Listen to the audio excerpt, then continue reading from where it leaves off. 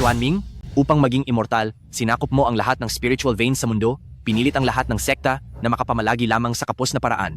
Ang ganoong walang pinipiling paraan, ngayon ay babawiin namin ang hustisya para sa lahat ng nilalang sa mundo at pabagsakin ka.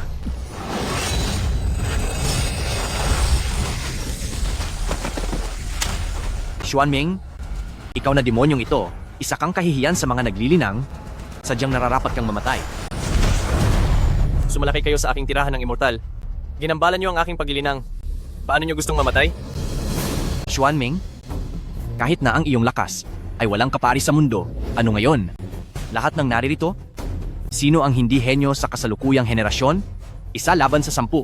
Ngayon, ito na ang katapusan mo. Parang kulisap na sumusubok kalugin ng puno. Iaalay ko ang inyong mga ulo sa langit at muling susubukan maging immortal. Sige, sugod.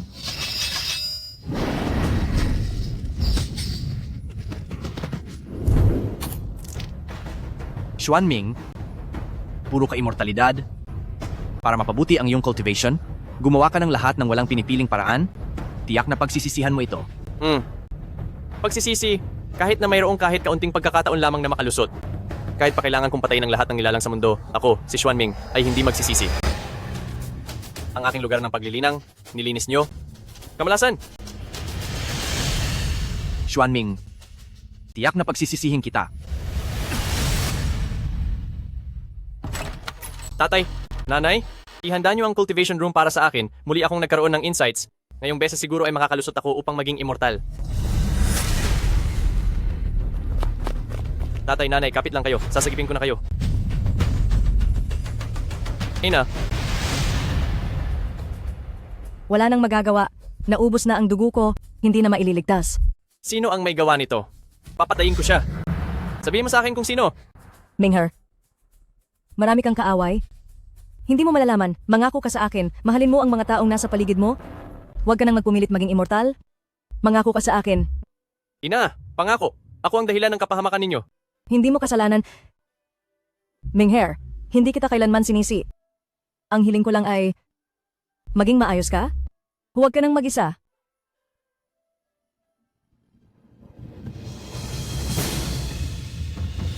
Ina!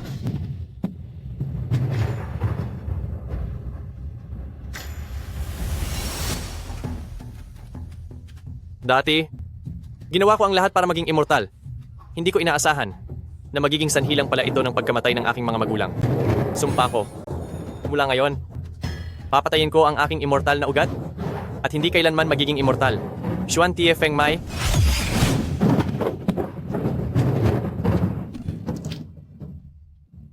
Ang serye ng Xuan Tai Feng Mai na ito, nagiging sanhi ng reaksyon ng 3 kaluluwa at 7 espiritu na nagreresulta sa paghihiwalay ng kaluluwa sa katawan.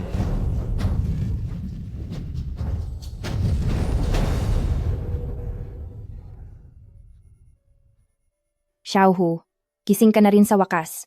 Pinakaba mo ang ate. Xiaohu. Ate, Ang boses ko, Xiaohu, ano ang nangyari sa iyo?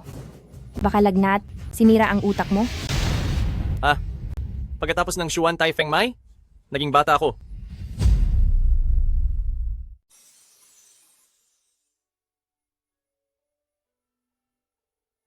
Tatlong taon na, mula pa 3 taon na ang nakalipas. Pagkatapos magkalagnat at himatayin si Xiaohu, naging sobrang tahimik siya at labis pa niyang kinamuhian ang pag-iensayo ng martial arts. Humanap na kami ng lahat ng mga kilalang manggagamot sa Qingzhou, pero wala ring naging saysay. Binibine, ang pamilya Chen ay laging nagbibigay ng pinakamataas na pagpapahalaga sa lakas. Kayo ni Batang Amo, bilang nag-iisang dugo ng ikatlong sangay ng pamilya Chen, ang natitirang dugo, kung magpapatuloy pa ito, baka hindi magtagal ay haharap kayo sa pang-aapi ng unang at ikalawang sangay.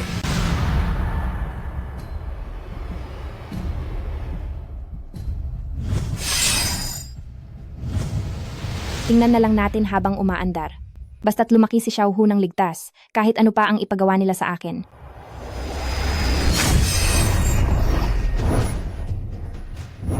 Mula nang maging batang ito ako, hindi na ako muling nag-ensayo, pati ang mga saradong punto ng Swan Bakal ay naroon pa, pero nakakaya ko pa rin magpalabas ng espada chi. Xiaohu, paano mo nagawa yun kanina? anong paano nagawa? Ate, ano bang sinasabi mo? Mukhang sobrang gusto ko nang makitang nag-e-ensayo si Xiaohu. kaya nagkakaroon na ako ng guni-guni. Ayos lang, baka nagkamali lang ang mata ni ate. Ate, ano to? Ito ang bato ng pagsubok na ginagamit ng pamilya Chen para masukat ang lakas. Pero, kahit ang pinakamalakas nating tiyo, isa lang na bakas ng palad ang naiwan niya rito. Kung ganun, susubukan ko kung gaano pa kalakas ang katawang ito. Mukhang kahit na naipinid ang aking kapangyarihang pang-immortal, may natira pa rin sa dati kong lakas sa martial arts.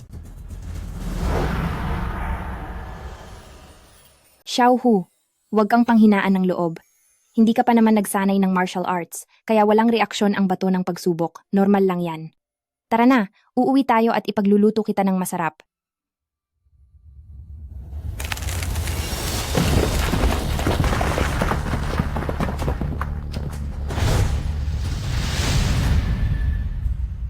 Tigres, bukas ang family meeting, gaganapin, ipagbigay alam mo sa ikatlong pamilya, ang dalawang walang silbi na iyon.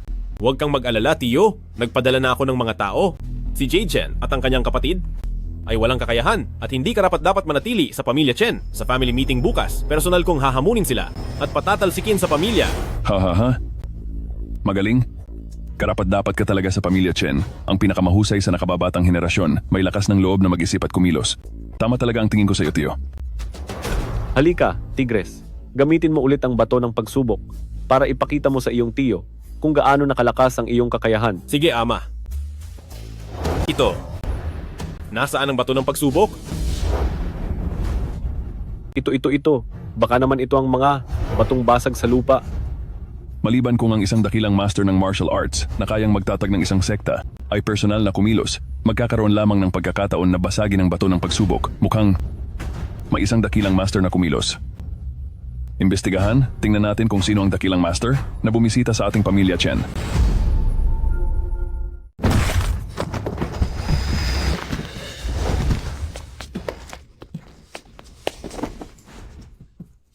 Chen Kai, sino ang sumakit sa iyo? Binibini mga alipin yan mula sa first branch at second branch. Ay ang binibini ng third branch. Sa wakas, umuwi na. Kayo ang sumakit kay Chen Kai? Sinabi na namin sa kanya, nagpa-practice lang kami. Hindi namin inakala na ang mga tao sa third branch napakahina at hindi makalaban. Sobrang nang-aapi kayo. Bakit kayo? Nandito sa third branch ng walang dahilan. Pinapunta kami ni Iron Fist Young Master upang ipaalam sa inyo na bukas ang pinuno ng pamilya ay magpapatawag ng pulong ng pamilya sa Martial Arts Hall. Kayong nasa third branch, huwag ninyong kalimutang Tara na. Sinabi ni Iron Fist Young Master na ang isang basura na hindi naman nag-practice ng martial arts walang karapatang manatili sa pamilya Chen. Ngayon, ipapatikim ko sa iyo ang pahirap. Ha? Anong nangyayari? Kahit nasa suntok na ito, 50% lang ng lakas ko ang ginamit, hindi pa rin kayang tiisin ng isang bata na hindi naman nag-ensayo. Hindi mo pa ba aalisin ang kamay mo? Young Master, susukatan ko ang iyong mga buto. Sa suntok na ito, gagamitin ko ang 80% ng lakas ko, hindi ako maniniwala na hindi ka man lang magbabago. Mukhang ang first branch at second branch ay may masamang intensyon sa third branch. Sayang, mali ang napili ninyong kalaban.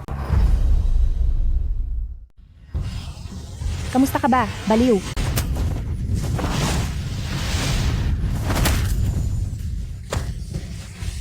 Paulit-ulit na kitang pinatawad, pero lumalabis ka na. Binubuli mo ang kapatid ko. Hindi mo na ba ako nirerespeto? Ate, nagbibiro lang naman ako sa bunso. Bakit ka naman ganyan kaseryoso? Umalis ka! Sige, bukas sa pagpupulong ng pamilya, tingnan natin kung paano pa kayo magmamataas. Tara na. Tigre, ayos ka lang ba? Ayos lang ako. Ate, ang pagpupulong ng pamilya bukas, tungkol saan ba yon? Nang umalis ang ating mga magulang, iniwan nila sa atin ang bahay na ito. Ang una at ikalawang sangay ay matagal nang naiinis sa ating ikatlong sangay. Gusto nilang agawin ang ating bahay. Ang pagpupulong ng pamilya bukas, iyon ang tungkol dito. Masama ang kanilang balak. Pero huwag kang mag-alala, nandito si ate. Tiyak na hindi natin sila hahayaang agawin ang ating bahay. Tara na.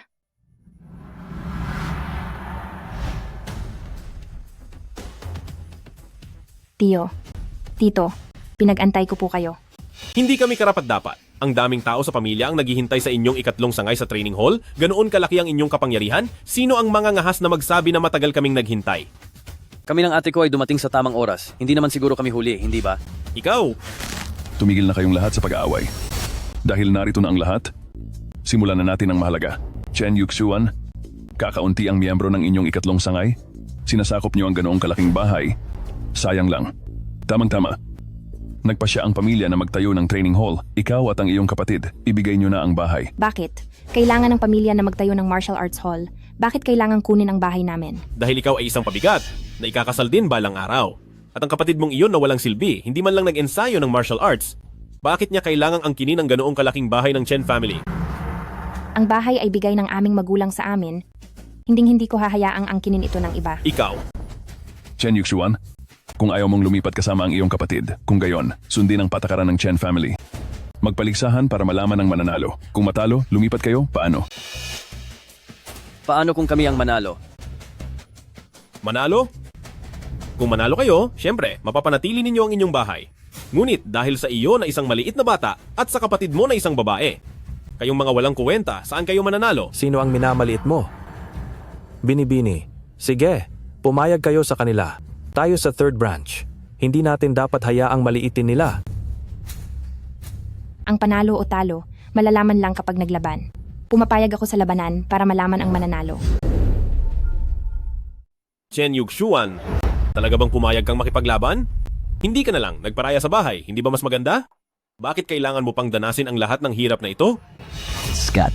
Sa mga kabataan ng pamilya Chen, si Chen Yuxuan ang pinakamahinang magsanay. Gusto pa niyang makipaglaban sa arena. Hindi niya talaga alam kung ano ang kayang gawin. Xiao Hu, bata ka pa. Huwag ka munang makialam sa bagay na ito. Ako na ang bahala. Tatanungin ko ulit, kung mananalo ang ating third branch sa laban, hindi na ba kayo mangungulit sa bahay namin? Tama? Sige, simulan na natin. Ang mga patakaran ng laban, ang dalawang panig sa arena, ay maglalabas ng kani-kanilang manlalaro hanggang sa maubusan ng lalaro ang isang panig. Ang laban, opisyal na nagsisimula. Lolo, ako na ang sasalubong sa kanya. Huwag mong saktan ng sobra. Lolo, huwag kang mag-alala. Si Master Tiekwan pala ang personal na lumaban. Siya ang numero 1 henerasyon ng pamilya Chen. Laban sa mga tao ng third branch, ang babae at ang bata na iyon. Hindi ba parang napakadali lang? Bilang si Master Tiekwan, na kayang mag-iwan ng bahagyang palm print sa trial stone, kahit karamihan sa mga matatanda ng pamilya Chen ay hindi niya kalaban. Siya pa ang personal na makikipaglaban kay Chen Yuxuan. Bakit kailangan pang gumamit ng napakalaking sandata para sa simpleng bagay? Chen Yuxuan, ayaw mong iparaya ang bahay, hindi ba? Kung gayon, sasaktan kita hanggang sa iparaya mo. Ikaw ang tagapagbantay ng third branch, hindi ba? Huwag mong sabihing binubuli ko kayo. Bukod sa iyo, sino pa ang nasa third branch? Ako pa? Sino pa? Sino pa? Tigre, huwag kang mag-alala, magiging maayos ang lahat. Mukhang wala na kayong iba. Ang pangatlong pamilya ay talagang isang grupo ng mga walang kwenta. Dalawa lang ang nangahas na lumaban. Ganito na lang, huwag na nating sayangin ang oras ng lahat. Kayong dalawa, sabay na kayong sumalakay. Kaya bang? Sabay tayong sumalakay. Magkasama tayong dalawa. Baka hindi rin natin siya kalaban. Sige. Sige na. Pakigabay. Gabay? Tingnan natin kung may kakayahan kayo.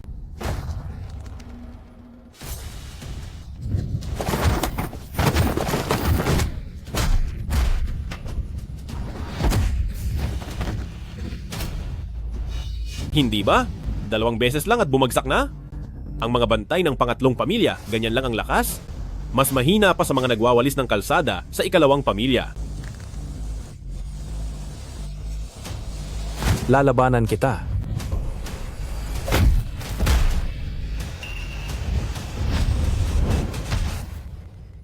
Tigre, ikaw ay... Chen Yuxuan? Bakit ka ba nakatayo dyan? Walang oras ang lahat para sayangin sa inyo. Magpadala ka agad ng tao sa entablado o kaya ay umamin ka na ng pagkatalo at paalisin mo ang kapatid mong walang silbi sa pamilya Chen. Ate,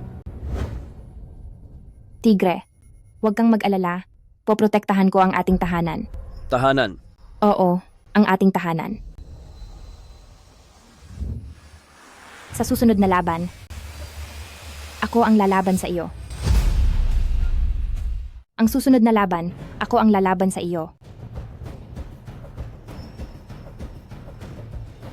Chen Yuxuan, bakit mo pa pinapahirapan ang sarili mo? Sumunod ka na lang, ibigay ang bahay, at umalis ka, kasama ang batang iyan sa pamilya Chen? Hindi ba mas maganda yon? Si Xiaohu ay lumaki na kasama ko dito. Kahit na ibigay ko ang aking buhay, hindi ko hahayaan ng iba na sirain ang aming tahanan. Mabuti. Mag-usap muna tayo. Medyo malakas ako. Mamaya sa laban, huwag mo akong sisihin kung masaktan ka.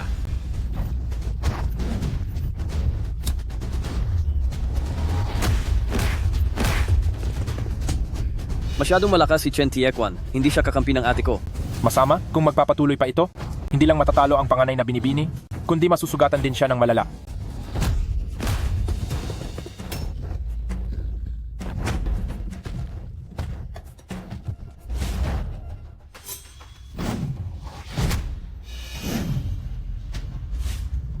Ang ganyang lakas, hindi sapat para kalabanin pa ako.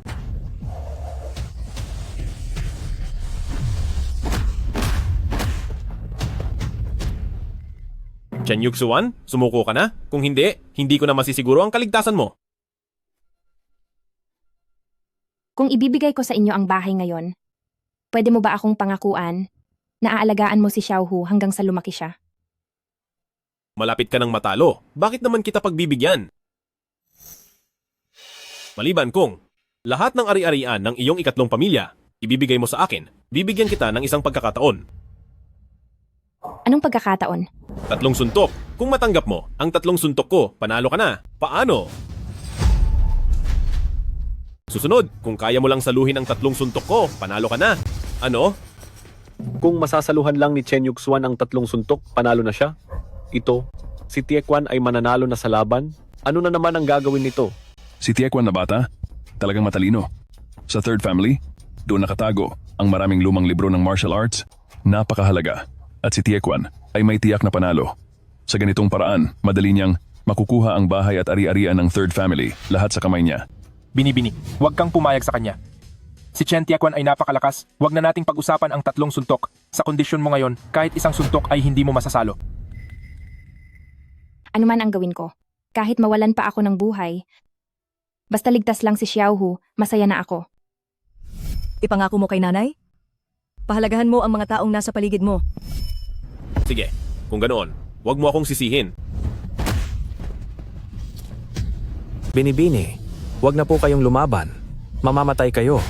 Binibini, kung may mangyari sa inyo, sino na ang mag-aalaga sa batang Panginoon?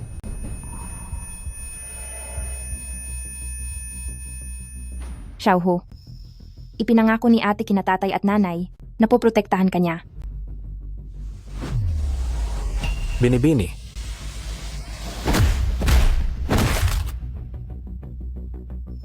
Xiaohu, ayos lang kung hindi ka mahilig sa martial arts, poprotektahan ka ni ate sa hinaharap. Inaapi ang kapatid ko, hindi ba ito pagwawalang bahala sa akin? Huwag mo nang gawin ang pagiging malungkot. Nandito si ate, hindi namin hahayaan na kunin nila ang aming tahanan. Tapos na.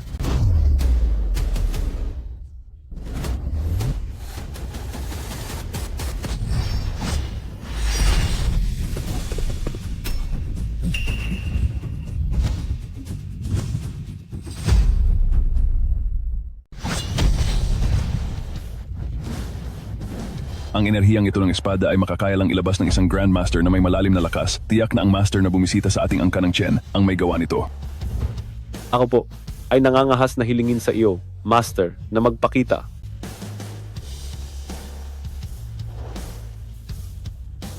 Huwag na kayong maghanap, nandito lang ako. Chen Taihu, anong pinagsasasabi mo?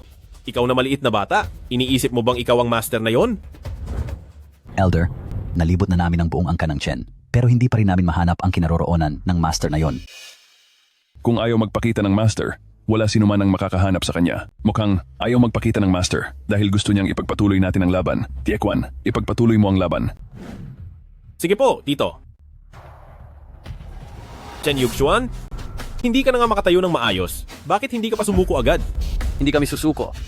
Ako na ang lalaban sa iyo. Sigurado ka? Tama. Xiaohu, hindi biro ang laban na ito, umalis ka na. Ngayon ka lang aalis? Huli na. Batang hamak, dahil sinabi mong gusto mong lumaban, tuturuan kita ng leksyon ngayon.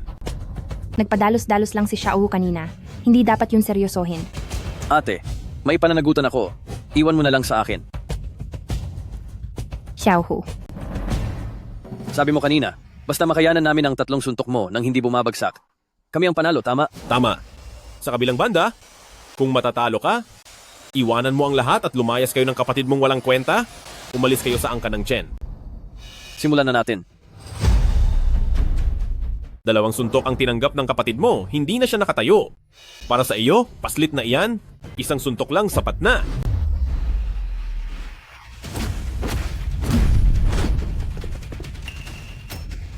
May natitira pa akong 2 suntok. Nasalo niya. Ang galing ng batang amo. Tigre, mag-ingat ka sa susunod. Noon, ang aking martial arts ay kaya ring protektahan ang aking pamilya. Sa harap ko nagawa mo pang mawala ang isip, hinahanap mo ang iyong kamatayan. Tigre, mag-ingat. Ate, Ayos lang si Tigre, ate. Bakit ka nawawalan ng isip sa laban? Ano man ang mangyari, ang ate ay walang pag-aalin ang puprotekta sa akin. Ngayon naman, panahon na para protektahan ko siya. ate, bumaba ka muna. Ako na ang bahala rito. Ngunit, Ngunit ano ang ngunit? Kayong dalawa, sino ba talaga ang lalaban sa akin? Chen Yuxuan, huwag mong sirain ang patakaran. Paslit na yan. Akala mo ba na ang ate mo ay sasaluin ang suntok na ito para sa iyo at walang mangyayari? May natitira pa akong 1 suntok. Sasabihin ko sa iyo ngayon, kukunin ko ang inyong mana. Nagbago ang isip ko.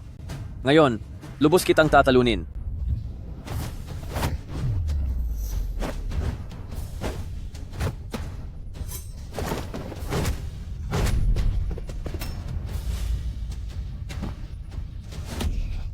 Anong nangyayari sa paslit na yan?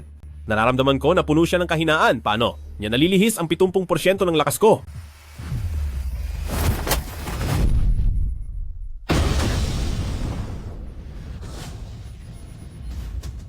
Talo ka.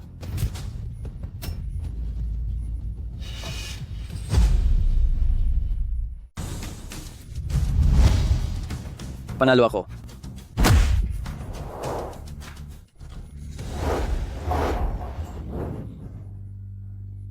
Chen Xiaohu, nanalo tayo. Paano nangyari iyon? Paano matatalo ako ng batang iyon? Na-distract si Chen Tiquan. Nakita ko ang suntok ni Chen Tihu na walang sistema. Paanong natalo si Chen Tiquan? Chen Xiaohu, malaking sorpresa ang ibinigay mo sa amin. Binatang amo, tunay kang ipinanganak na may pambihirang lakas. Kaya mong talunin maging si Chen Tiquan. Pinuno ng pamilya. Nanalo kami sa laban. Ngayon matutupad mo na ba ang pangako mo? At hindi na pakikialaman ang bahay namin? Kanina umakyat ang ate mo para saluhin ang mga suntok para sa iyo. Iyon ba ang tinatawag na panalo? Tama. Sa laban sa ring, hindi kailanman nagkaroon ng patakaran na tumulong sa gitna. Ang laban na ito, hindi balido. Hindi kayo tumutupad sa salita ninyo. Chen Yuxuan, ikaw, ang unang lumabag sa patakaran at kami ay sumusunod lamang sa mga alituntunin. Kayong 2 sangay, kung nais ninyong panatilihin ang inyong tirahan, kailangan ninyong makipaglaban muli sa akin. Pati na rin, kay matandang Yongsheng. Labis na kayong nangaapi. Ang binibining Chen ay bata pa at kayo ay nagsasanay ng martial arts sa loob ng 4 o 5 dekada. Paanong magiging kalaban ninyo siya? Kung hindi kayang manalo, ibig sabihin ay wala siyang kakayahan. Isang walang silbi na hindi man lang mapangalagaan ang sariling tahanan. Ano naman kung paalisin siya sa pamilya, Chen? Alam nilang hindi kalaban ng ate ko, pero pinilit pa rin nilang ituloy ang laban. Hindi ba malinaw na pang-aapi iyon?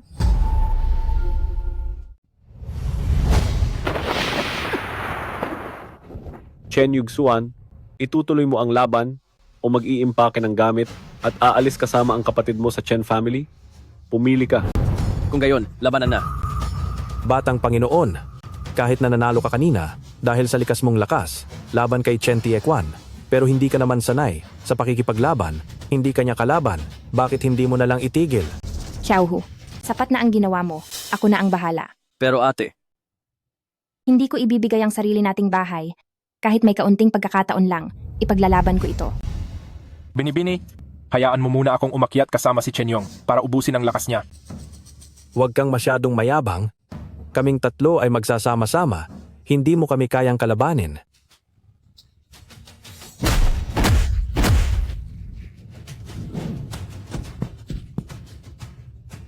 Isang galaw lang, tinalo ko na silang dalawa.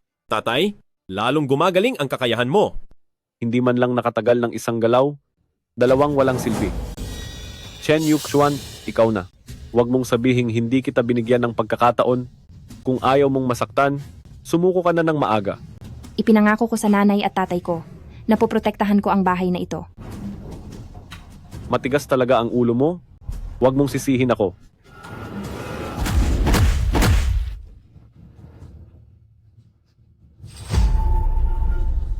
Sinusubukan mong hamunin ang hindi mo kayang labanan, naghahanap ng kamatayan. Chen Yuxuan, hindi ka pa ba susuko? Ang labanang ito, nakasalalay ang lahat namin ni Xiaohu. Kahit mamatay pa ako, hindi ako susuko. Mabuti. Kung gayon, pipilitin kitang sumuko. Chen Yuxuan, tapos na. Hindi pa tapos. Kay tigas ng ulo.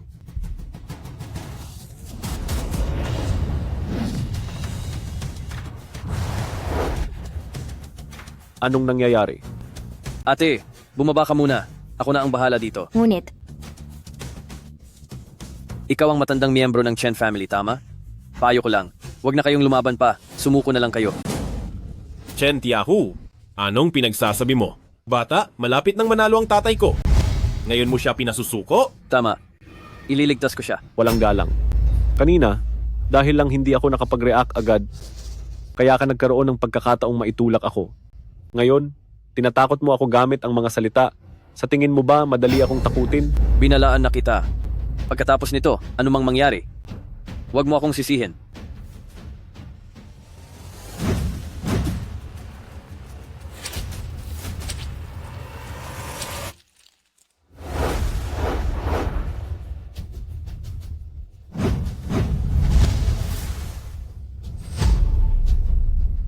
ito ang hinugot ni Xiaohu mula sa katawan niya. Bakal na Xuan? Paanong may bakal na Xuan siya sa katawan? Nagpapaka-misteryoso ka lang.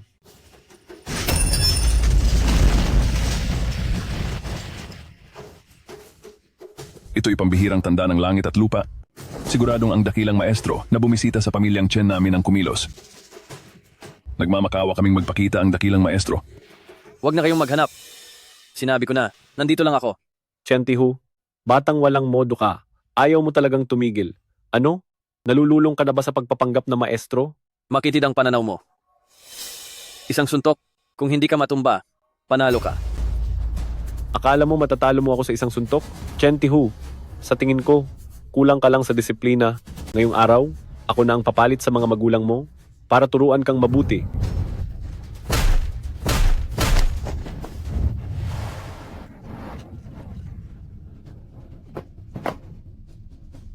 Ang lakas ng hangin mula sa suntok. Sino ka ba talaga? Isang batang mula lang sa ikatlong sangay ng pamilyang Chen. Alis! Tay, Xiaohu, ang galing mo.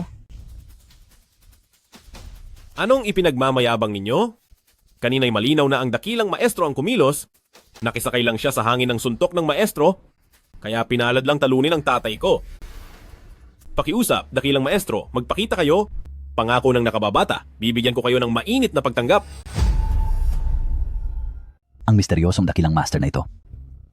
Ano kaya ang sadya niya sa Chen family? Tinulungan pa niya ang walang kwentang Chen Tiahu. Baka, naiinip na ang dakilang master at gusto niyang tapusin na ng patriarch ang laban? Medyo matagal na nga ang labang ito. Hindi na yata natutuwa ang dakilang master. Ngayon, ako mismo ang lalaban. Tapusin natin ito agad. Diyos ko, ang patriarch mismo ang lalaban. Siya ang pinakamalakas na mandirigma sa Chen family. Kayang-kaya niya makipagpalitan ng dalawang suntok sa isang dakilang master.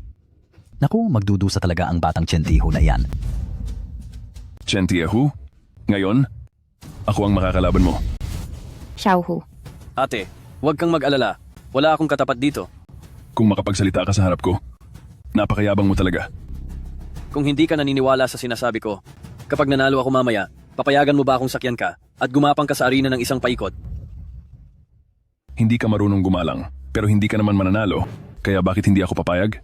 Ang pagdating ng dakilang master sa Chen family para sa Chen family ay isang napakagandang pagkakataon. Dahil gusto ng master na mapabilis ang laban, tapusin natin ito agad.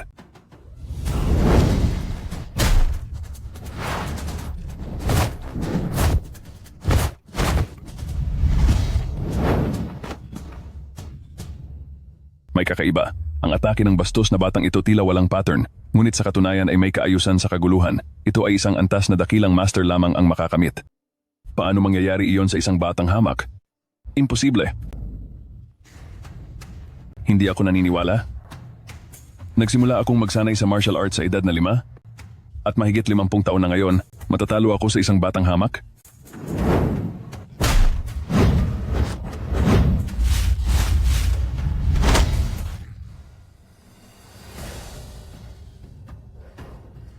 Ang batang hamak na ito, tinalo niya ang pinakamalakas na patriarch ng Chen family. Ito? Paano nangyari ito? Pinuno, sa laban sa ring. Talo ka. Ang Chen Tiehu na ito ay may kakaiba. Hindi kaya ang pagtalo niya kina Tiequan at Yongsheng dati. Ay hindi nagkataon lang? Talo ka. Naaalala ko. Sino ang nangako sa akin kanina? Na kung matalo ay sasakyan ko siya at gagapang sa ring ng isang paikot. Ito. Chen Tihu, huwag kang sumobra. Sumusobra ako. Pinuno, napakaraming tao ang nakatingin. Bilang pinuno ng pamilya Chen, hindi ka siguro sisisid sa iyong mga salita. Tama ba? Dahil kahilingan ito ng isang kabataan sa pamilya. Bilang pinuno ng pamilya, paano ko sisisid ang aking mga salita? Matagal ko nang hindi makapaghintay. Simulan na natin.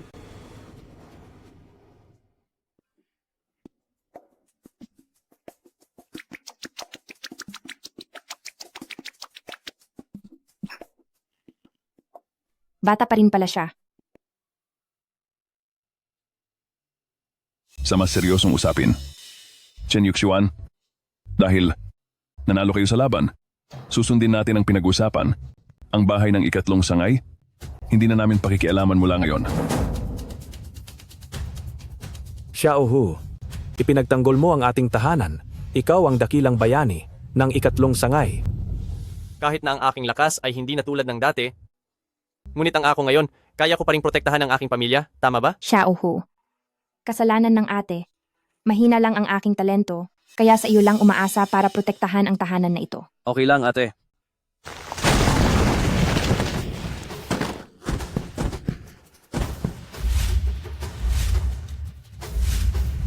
Oh, kay Sigla pala, mukhang dumating ako sa tamang oras.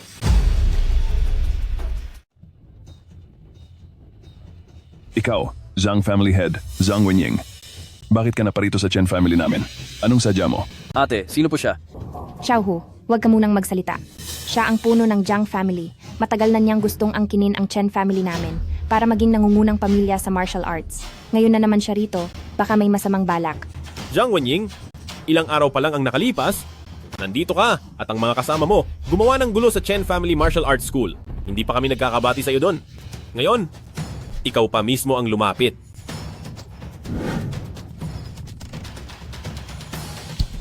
Walang respeto? Ganyan ba ang mga kabataan sa Chen family ninyo? Wala ba kayong pinag-aralan? Zhang Wenying, pagdating mo pa lang sa Chen family namin, binubuli mo na ang mga kabataan. Ano ang gusto mong mangyari?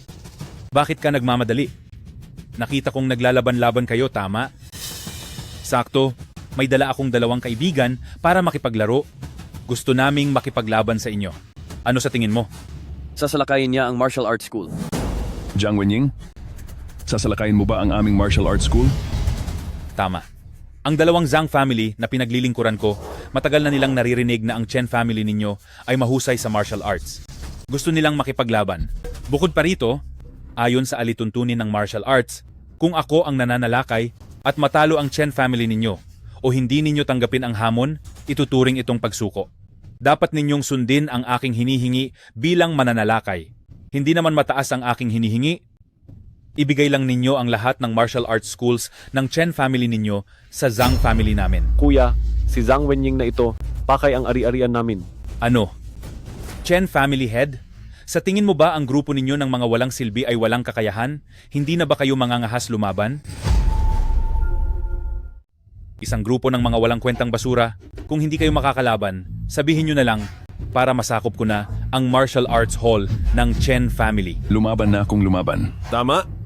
Bukod pa rito, ang Chen family ngayon ay may Grandmaster. Paano kami matatalo sa inyo?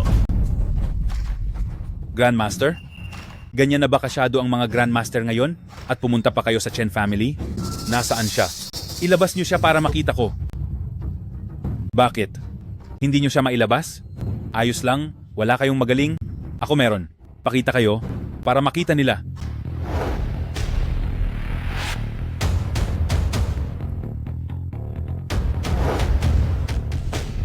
Mga nangungunang eksperto pala ng Zhang family, si Southern Fist Lee at Northern Leg Zhao. Sila nga. Kilala ba sila? Hindi lang kilala, batang Ginoo. Ang Southern Fist Lee ay nagngangalang Liba. Ang kanyang mga suntok ay matalim at malakas. Walang makatalo sa kanya sa Qingzhou. Ang isa pa, si Northern Leg Zhao Zhaoying, mas mapanganib.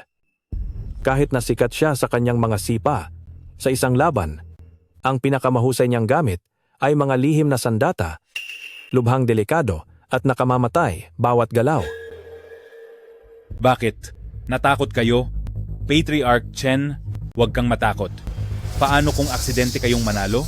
Ako, tulad ninyo, lahat ng mga martial arts hall ng Zhang family namin, ibibigay ko sa Chen family ninyo. Paano? Sige. Mabuti. Kung gayon, simulan na natin. Kayong Chen family, sino ang ipapalaban ninyo? Tio, ako na.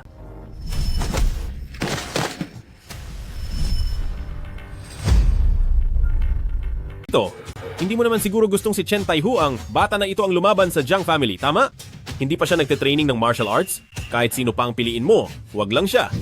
Si Chen Tio ay hindi ganoon kasimple gaya ng nakikita. Napag-usapan nyo na ba? Sino ang ipapadala nyo para mamatay? Ang yabang nyo.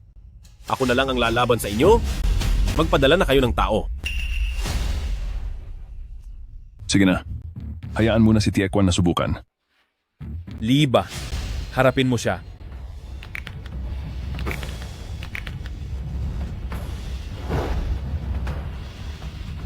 Malaki ang agwat ng lakas ng dalawang ito.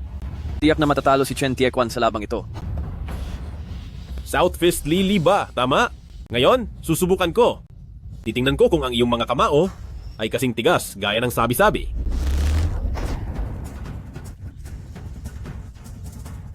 Ang number 1 sa kabataan ng Chen family. Ito lang ba ang kakayahan ninyo? Ikaw.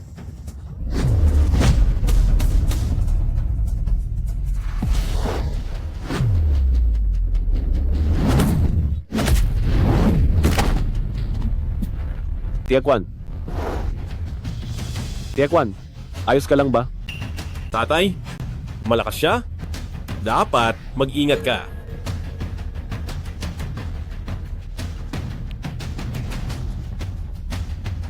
Liba, sinaktan mo ang anak ko, ipapakipaglaban ko sa iyo ang buhay ko. Akala ko malaki ang kakayahan ng Chen family ninyo, gaano kalakas. Ngayon, tingnan nyo. Napakawalang kwenta pala. Napakabagal nyo kung isa-isa lang kayo. Sige na, kahit sino sa inyo, sabay-sabay na kayo. Tigre, hindi mo ito kayang pakialaman. Chen Yongkang, narinig mo ba? Sumabay kayong lahat. Kung hindi ninyo pahahalagahan ang pagkakataon ngayon, mamaya matatalo kayo ng husto. Grabe ang kayabangan mo. Yongsheng, sabay-sabay tayong sumugod.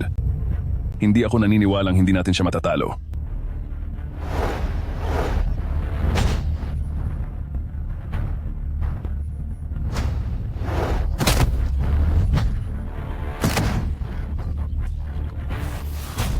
Ang pinuno at matatanda ng pamilya Chen, ito lang ba? Siguro ang pinuno at ang matatanda. Kanina kasama ang mga taga third branch. Ubos ang lakas sa laban. Kung hindi, paano sila matatalo ni Liba? Isang grupo ng basura ang pamilya Chen. May lalaban pa ba? Kung wala, sumuko kayo sa akin. Bilang miyembro ng pamilya Chen, paano tayo hahayaan na bastusin tayo sa sarili nating teritoryo? Dalaga? Dati? Naging masyado akong mahigpit sa inyong third branch. Humihingi ako ng tawad. Sana ikalimutan ninyo ang dating hinanakit at magkaisa. Paano mo gustong gawin? Kaming natitirang tao, magkakasama nating haharapin si Liba. Ang dami nating ito, imposibleng hindi natin siya matalo. Yuxuan, basta tulungan mo ang pamilya Chen na malampasan ang krisis na ito. ang susunod na pinuno ng pamilya Chen ay ikaw. Sige. Kikoy, kakakuha mo lang ng shuanti sa braso mo. May sugat ka pa. Magpahinga ka muna ng maayos sa ibaba. Pero ate,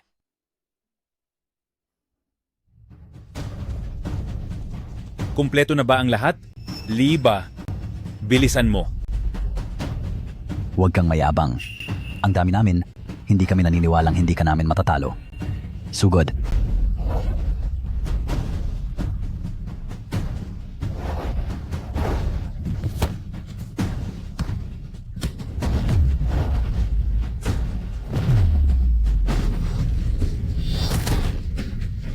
Isang grupo lang kayo ng mga mahina.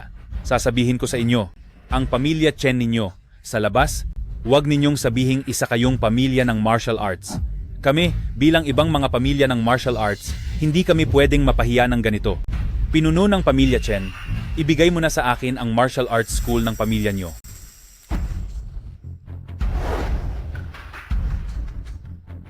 Hindi pa tapos. Gusto mo pa bang lumaban? Naghahanap ka ng gulo.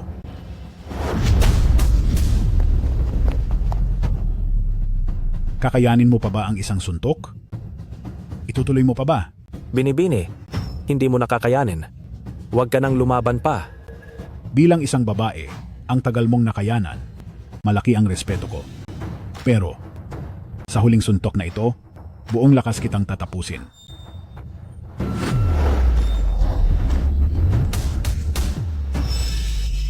Kikoy, Sino yang bata? Hindi mo lugar dito. Umalis ka.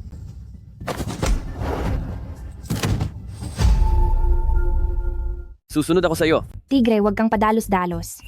Hindi si Liba miyembro ng angkan ng Chen. Hindi niya isasaalang-alang ang iyong murang edad upang tratuhin ka ng may pagpaparaya. Ay Jade, tiwalaan mo si Tigre? Hindi siya kasing simple ng tingin sa kanya. Ginoong punong angkan ng Chen, hindi ba ako nagkakamali sa narinig? Kanina lang ay pinayagan mo ang isang babae na manguna. Ngayon naman ay pinayagan mo ang isang bata na sumali sa paligsahan? Lahat ba ng kalalakihan sa inyong angkan ng Chen ay namatay na? Bata, huwag ka nang magpakita ng kahihiyan diyan sa itaas. Bumaba ka na kaagad. Sino ang nagpapakita ng kahihiyan? Subukan na lang natin. Sige, sige. Para sa isang bata na tulad mo, isang galaw lang ay sapat na. Sige. Upang maging patas, isang galaw lang din ang gagawin ko. Nagpapahanap ng kamatayan. Mabuti, mabuti, mabuti, mabuti, mabuti. Sabi ko na nga ba hindi simple si Tigre? Minamaliit ko talaga ang bata na ito. Sa laban na ito ay panalo kayo. Zhao Ying, ikaw ang susunod. Opo, Panginoon. Masama, naglalaro na nga pala si Zhao Ying. Siya ay hindi bababa sa 3 beses na mas malakas kaysa kay Liba. Kahit pa ang batang Panginoon ay ipinanganak na may pambihirang lakas, hindi pa rin niya ito matatalo. At may mas mahalaga pang punto? Mahusay si Zhao Ying sa mga nakatagong sandata sa pakikipaglaban sa kanya? Ang pagkaputol ng braso o binti ay maliliit na bagay lang. Ano na ang gagawin ngayon ng batang Panginoon? Maliit na kapatid? Nagpabaya si Liba, ngunit hindi ako. Maghanda ka.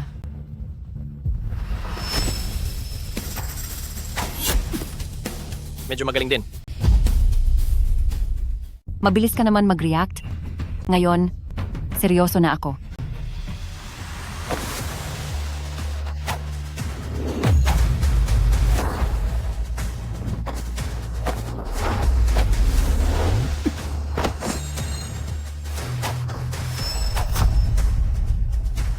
Tinamaan ka, bata? Ang aking karayom ay pinahiran ng matinding lason. Sa loob ng 15 minuto, mamamatay ka sa lason. Matinding lason? Zhao Ying, nilason mo si Xiaohu gamit ang iyong nakatagong armas. Ang dumi mo. Ate, ayos lang. Xiaohu, nilason ka. Paano ako hindi mag-aalala? Napakagandang eksena ng malalim na pagmamahalan ng magkapatid. Huwag kang mag-alala, mabilis kong pagtatagpuin kayong magkapatid sa kabilang buhay. Talaga?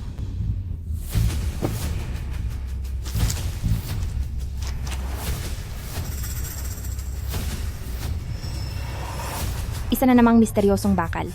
Ilan pa bang misteryosong bakal ang nasa katawan ni Xiaohu?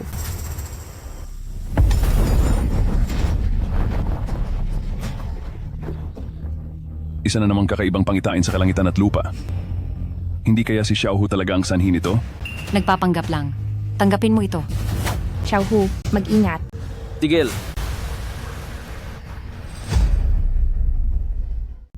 Anong nangyayari dito? Nagsabi si Chen Tiehu ng tigil at ang lumilipad na kutsilyo ay huminto sa harap niya. Ang ganitong kakayahan ay hindi pag-aari ng ordinaryong mandirigma. Itong batang si Xiaohu, saan niya ito natutunan? Ex-Xiaohu. Nagpapanggap ka lang. Tanggapin mo pa ang isa kong atake. Nasaan siya? Nasa likuran mo. Ala, nilagyan mo rin ng laso ng kutsilyo mo, di ba? Pinapayuhan kitang huwag gumalaw. Sumusuko ako. Panalo, panalo, panalo. Napakabuti, binibini. Nanalo ang batang Ginoo. Napakabuti. Wala kang silbi. Hindi mo man lang matalo ang isang bata. Zhang Jiazu, talo ka. Bilisan mo at dalhin ang iyong mga tauhan. Umalis sa Chen family. Hindi na namin kayo ihahatid. Kahit matalo ako ngayon, ano ngayon? Kayanin niyo ako? Kayanin niyo ba ang buong hukbo? Zhang Wenyin, anong ibig mong sabihin? Sasabihin ko sa inyo ang totoo. Ang gustong sumakop sa lahat ng martial arts families ay ang dadudo ng Beiping City, si Tu Jianxiao, na kilala bilang Jiurong Dashuai. Sinira ninyo ang plano ni Dashuai, mamamatay na kayo kaagad. Hindi ko pinapansin kung sinong general. At wala rin akong alam sa plano niya. Ang alam ko lang, walang makakakuha sa aming tahanan. Kung hindi pa kayo aalis, hindi na kayo makakaalis. Binabalaan ko kayo. Papasok na sa lungsod ang hukbo ni General Tu. Pagdating ng oras na iyon, iyon na ang katapusan ng inyong pamilya Chen. Alis!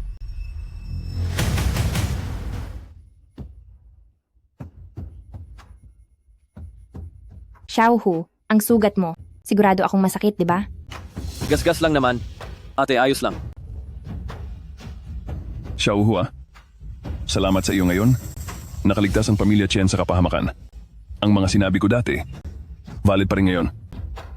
Mula ngayon, si Chen Yuxuan ang susunod na pinuno ng pamilya. Ate, binabati kita. Dahil lang naman sa iyo ito, di ba? Teka, Xiaohu, hindi ka naman nag-ensayo ng martial arts, di ba? Bakit bigla kang marunong ngayon? Oo nga. Akala ko ang batang Ginoo ay nanalo lang sa laban dahil sa likas niyang lakas. Ngayon naisip ko, hindi lang iyon. Ano kasi, Sabihin mo. sa totoo lang kasi, may nagturo sa akin ng martial arts sa panaginip ko, tapos bigla ko na lang itong natutunan. Talaga? Sige na. Malay mo, si Xiaohu ay binigyan ng sining ng isang dakilang maestro sa panaginip at tinuruan ng mga kasanayan para lang protektahan ang ating pamilya Chen. Ate, tignan mo, sinasabi na rin ng pinuno ng pamilya. Hindi ka pa rin ba maniniwala sa akin? Naniniwala na ako, okay ba? Teka, kung may mangyari ulit na ganito, kailangan mong sabihin kay ate. Sobrang nag-alala ako. Sige, ipinapangako ko. Bilisan nyo. May malaking problema? Pumasok na si General Tu sa lungsod. Dapat kang maging mapalad. Ako, ang dakilang pinuno, kararating lang sa Qingzhou at ngayon ay kumakain sa iyong noodle shop. Ganito, may pusta ako sa iyo. Ipupusta ko kung may sibuyas na ilalagay sa noodles na dadalhin ng asawa mo mamaya. Kung meron, papatayin ko ang iyong pamilya. Kung wala, ililigtas ko ang iyong buhay.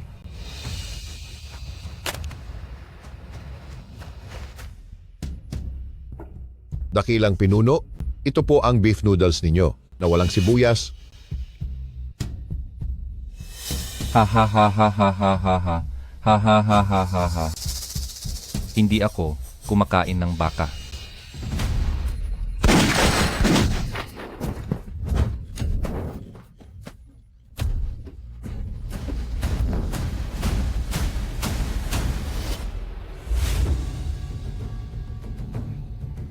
Magandang araw. Dakilang pinuno to. Bakit kayo lang ang narito? Nasaan ang mga pamilyang marunong sa martial arts? Ipinapaalam po sa inyo, dakilang pinuno to, nagkaroon po kami ng kaunting problema. Problema? Dakilang pinuno, hindi ko po ito kasalanan. Ang problemadong pamilya Chen sa lungsod ng Qingzhou ay patuloy na kalaban ko. Nang sinubukan kong kumbinsihin sila, hindi ko alam kung saan sila kumuha ng isang bata at walang sinuman sa aming pamilya, Zhang ang nakatalo sa kanya. Pagkatapos, pinalabas po kami. Pinatalsik kayo ng isang grupo ng mga bata? Niloloko mo ba ako? Hindi po, dakilang pinuno. Hindi ko po gagawin iyon. Walang silbi, puro kapalpakan. Bibigyan kita ng kalahating oras para ang mga taong ito mula sa mga pamilyang marunong sa martial arts. Lumabas at harapin ako. Opo. Dakilang pinuno to, susundin po namin ang inyong utos. Alis.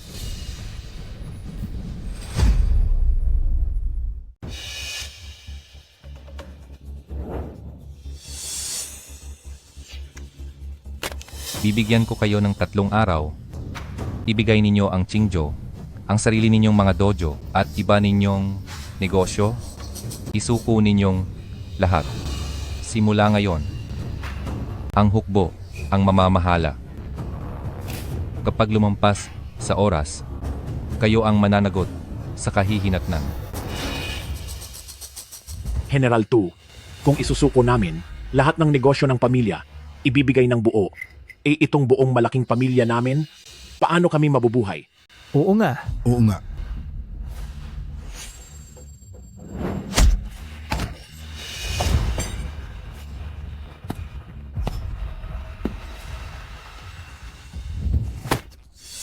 Hindi ka ba marunong umintindi ng salita ng tao? Ang kailangan ko ay ang ari-arian ninyo. Samantalang ang buhay at kamatayan ninyo walang kinalaman sa akin. Naiintindihan ba? Magsipaglayas.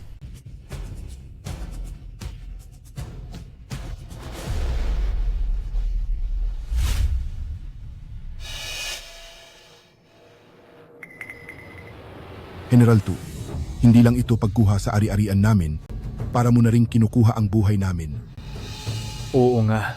Malaki ang pamilya at kabuhayan natin. Bigla na lang, pinapapasuko sa atin ang mga negosyong kumikita. Ang dami pa naman natin sa pamilya. Paano tayo mabubuhay? Sa puntong ito, isa na lang ang paraan. Anong paraan? Ang pamilya Chen. Tayo na. Pinuno ng pamilyang Chen. Sa pagkakataong ito, kailangang tulungan nyo kami. Oo nga. Pinuno ng pamilyang Chen, kayo lang ang kaisa-isang pamilya sa Qingzhou na kayang makipagduelo sa mga maestro ng pamilyang Zhang at manatiling buo pa rin. Noong nakaraan, buti na lang dahil kumilos si Xiao Hu, napaalis namin ang pamilyang Zhang. Si Xiao Hu. Ay, Ginong Chen, anong oras na ba? Huwag ka nang magbiro. Si Xiao Hu, ilang taon pa lang. Paano namang siya ang nakapagtaboy sa mga tao ng pamilya Zhang? Tama. Alam ko, hindi kayo maniniwala, pero totoo ang sinabi ni Tio. Si Xiao Hu ay may pambihirang lakas, tinalo niya ang pamilya Zhang at lahat ng master ng pamilya Chen. Totoo ba ang sinasabi mo? Oo. Bakit naman kayo lolokohin ng ate ko? Wala naman siyang makukuha.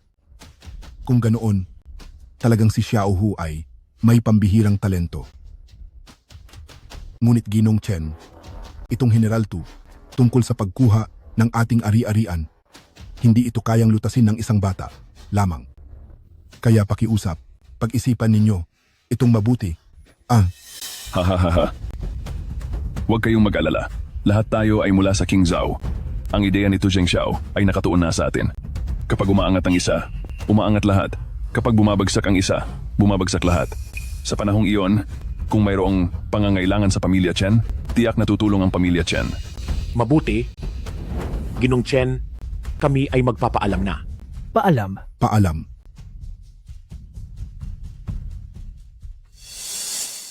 Xiao Hu, anong tingin mo rito? Tio, kayo, hindi nyo naman siguro gustong ipaubaya ang kaligtasan ng mga pamilya ng martial arts sa Qingzhou sa isang bata? Tumahimik ka. Nakalimutan mo na ba kung paano natalo si Xiaohu? Gusto ko lang, protektahan ang aking pamilya. Wala akong pakialam sa iba. Pero Xiaohu, pumasok ang warlord sa syudad, nagpakawala ng kalupitan at pagnanakaw. Nasa panganib ang mga pamilyang mandirigma. Kung walang pangkalahatan, paano magkakaroon ng individual? Kung walang pangkalahatan, paano magkakaroon ng individual?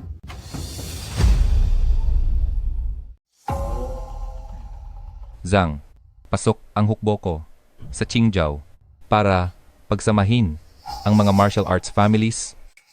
Bakit ka nag-organisa ng paligsahan? Ano ang silbi niyan? Humihingi ako ng paumanhin, General 2.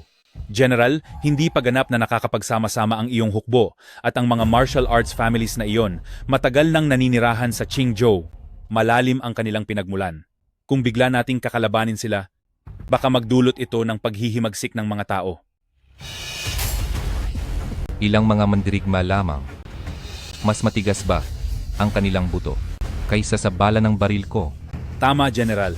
Ang layunin mo ay sakupin ang lahat ng martial arts families at ang mga martial arts families na iyon, pinahahalagahan nila ang kanilang karangalan. Kapag nakapaglagay tayo ng pustahan sa kanila, pagkatapos natin silang talunin, anumang kahilingan natin, hindi nila maaaring tanggihan. Nagsasama-sama pa ang hukbo ni General Tu.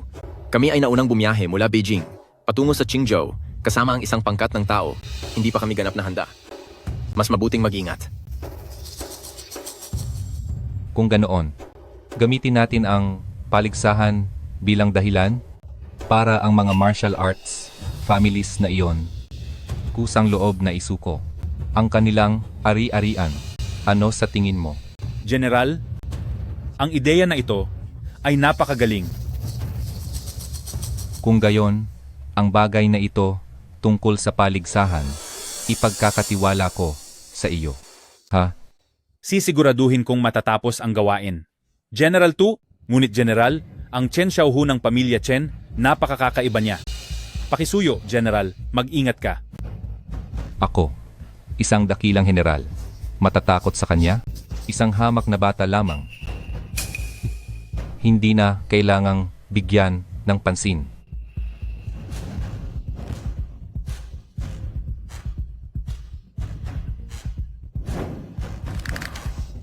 Pamilya Chen, Chen Xiaohu, hindi ba kayo magaling lumaban? Tingnan natin kung kaya ninyong talunin ang bihasang piling-piling sundalo na matagal nang nasa digmaan.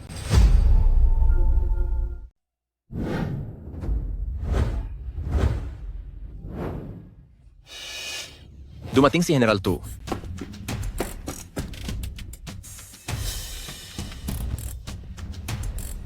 Siya si Tu Zhengxiao.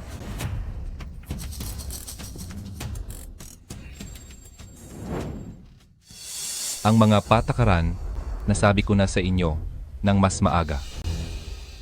Sa paligsahan, kung matalo kayo, kusang loob ninyong isusuko ang inyong mga ari-arian.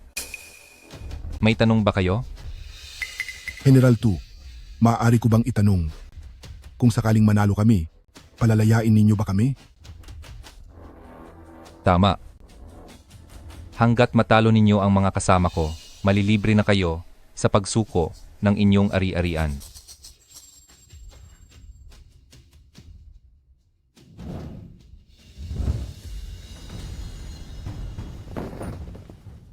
Ang pamilya Zhao ng Qingzhou, si Zhao Hongsheng, handang hamunin kayo. Deputy Lee, sumampa ka at ipakita mo sa kanya ang iyong galing. Opo. Pinapayuhan kita, pinuno ng pamilya Zhao, sa iyong katandaan. Huwag ka nang makialam, mas mabuti pang sumuko ka na lang. Kung kayong mga sundalo ay may mga baril, hindi ko talaga kayo matatalo. Pero ngayon, ito ay isang patas na labanan. At sa tingin ko, kaya ko pa ring lumaban.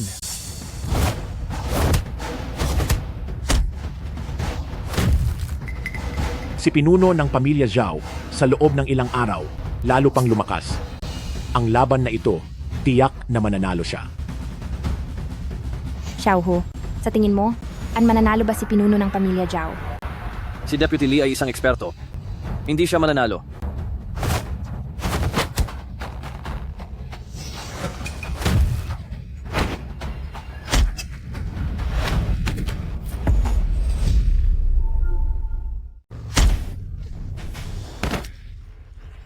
Sa 3 galaw lang, natalo na niya ang pinuno ng pamilyang Zhao, isang pamilya ng martial arts. Si Li Fuguan na ito, isang bihasang mandirigma. Ayos ka lang ba? Itong si Li Fuguan, napakalakas, dapat mag-ingat kayong lahat. Sa arena, buhay at kamatayan ay nasa kapalaran. May gusto pa bang mamatay? Halina kayong lahat. Sobrang mapang-api. Ako ang lalaban.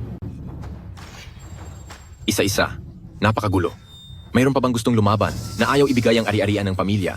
Sabay-sabay na lang kayo. Yabang. Kami, 2 dakilang pamilya ng martial arts, ay haharap sa iyo. 2 matatanda at mahihina na naman? Ang mga kabataan ba ng Qingzhou ninyo? Patay na lahat? Nagpadala pa kayo ng 2 matandang patay na loob para magpakamatay. Huwag kang magmayabang. Kahit na tinalo mo ang pinuno ng pamilya Zhao. Ngunit ngayon, magkasama kami ng 2 pinuno ng pamilya, tiyak na matatalo ka namin. Sugod. Sugod.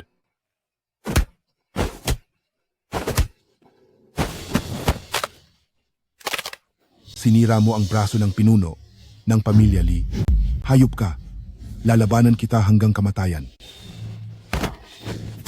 Hindi mo na rin kailangan ng iyong binti.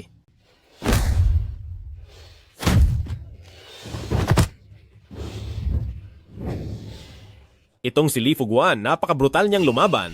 Maituturing pa ba itong laban? Li Fuguan, ito ay labanan, hindi pagpatay. Sobrang brutal ng iyong pananakit. Hindi ba ito labis-labis? Sobrang... Ang inyong alituntunin sa Qingzhou, hindi ba't sa arena? Ang lakas ang naghahari? Maliban sa pagpatay, ano pa ang hindi ko magawa? Lumabag ba ako? Nagpapalusot ka lang? Lagi kang seryosong sumusuntok?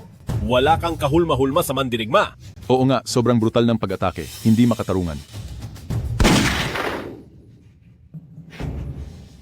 Manahimik kayong lahat. Mayroon pa bang iba gustong sumubok? Isang grupo ng mga duwag. Munting binibini, hindi ka ba kanina nakumbinsi? Umakyat ka, kasama si Deputy Lee. Subukan ninyo.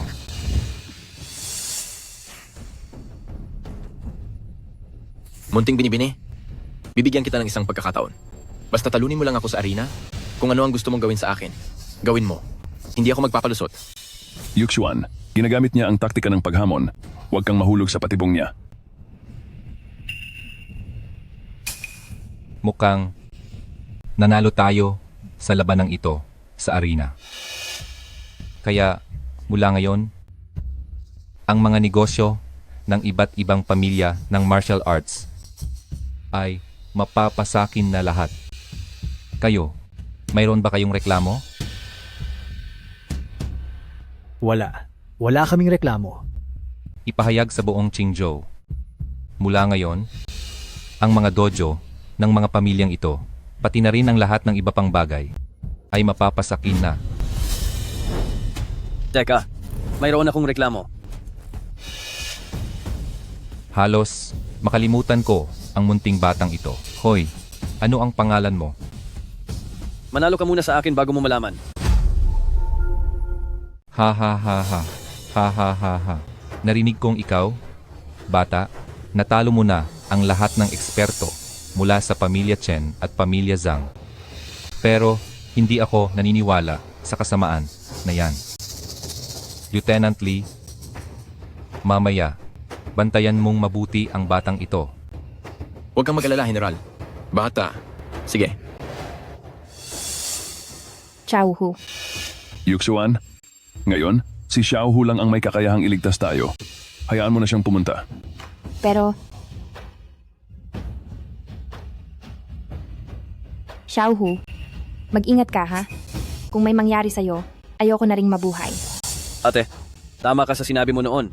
Kung walang malaking pamilya, paano magkakaroon ng maliit na pamilya? Hindi ko hahayaang may mangyari sa ating lahat. Ito, napakagulo ng pamilya Chen. Hindi nga natin matalo si Lieutenant Lee, tapos hahayaan ninyong isang bata ang haharap sa kanya? Hindi ba ito isang biro? Aray, hindi magiging maawain si Lieutenant Lee. Ang batang ito, mukhang nasa panganib.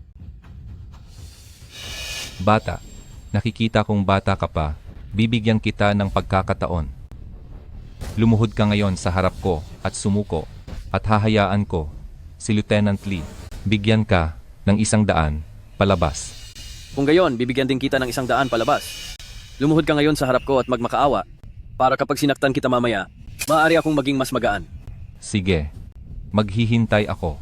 Lieutenant Lee, bigyan mo ng magandang leksyon ang batang ito. Masusunod.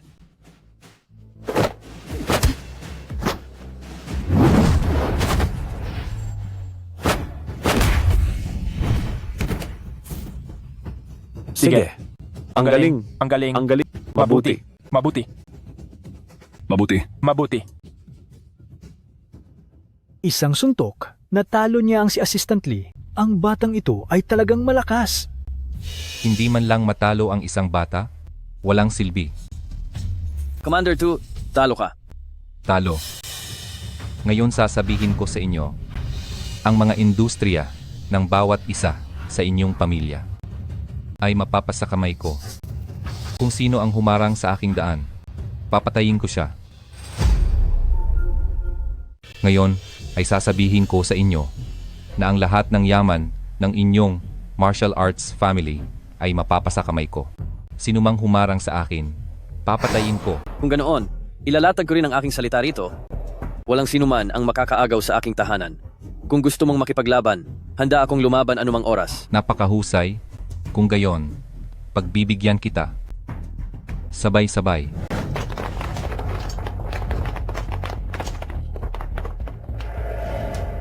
Bata, hindi ba't napakagaling mong lumaban? Kaya mong talunin ang isa, pero kaya mo bang talunin ang 10? Ha?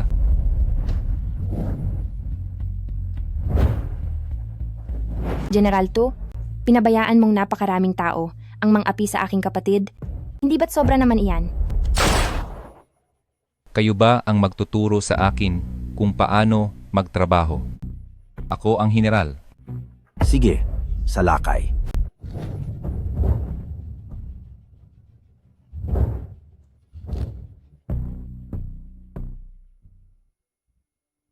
General 2, pinabayaan mong napakaraming tao ang mga api sa mga junior ng aming pamilya Chen. Hindi namin iyan papalampasin. Chen Taiho, bagaman hindi tayo magkasundo noon, pero iisa tayong pamilya Chen. Hindi ko hahayaang ang aming sariling tao ay apihin ng mga tagalabas. Xiaohu, huwag mong kalimutan. Lagi kang may pamilya. Ito ba ang pakiramdam ng tahanan? Sige, salakay.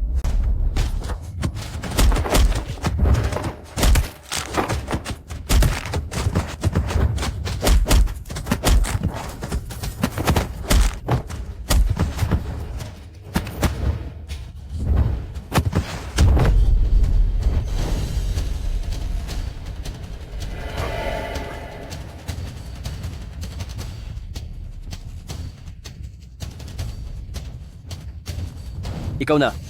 Bata, may kakayahan ka pala. Karapat-dapat kang kalabanin ng isang general na tulad ko. Ako na ang lalaban sa iyo. Ano? Si General 2 mismo ang lalaban? Ang posisyon ni Tu Zhenxiao ngayon ay galing sa labanang puno ng patay. Pinatay niya ang lahat para makarating sa tuktok. Kung siya mismo ang lalaban, sino ang makakatalo sa kanya? Bata, napaka nakakaboring na makipagsuntukan labanan nating gamit ang sandata. Ngayon ay oras mo nang pumili ng sandata. Ito ang gagamitin ko. Sangay ng puno? Itong si Xiaohu, bakit gagamit ng sangay na napulot lang laban kay Marshal 2? Wala siyang pag-asa. Oo nga. Tatay? Tiyo? Ano ba talaga ang gustong gawin ni Xiaohu? Si Xiaohu nga talaga. Ngayon, maniwala lang kay Xiaohu. Ulit ka, paslit. Gagamitin mo itong sirang sangay para insultuhin ako. Diba? Wala akong ganoong ibig sabihin. Ako ay hindi makahanap ng mas maikli. Naghahanap ng kamatayan. Matagal na. Matagal na akong hindi nakakapatay. Ngayon titiyakin kong papatayin ko kayo. Ang paglinang ng martial arts ay paglinang ng puso. Huwag maging mayabang o mainipin. Hindi maaaring magmadali. Sinabihan mo akong huwag maging mayabang o mainipin? Naghahanap ng kamatayan.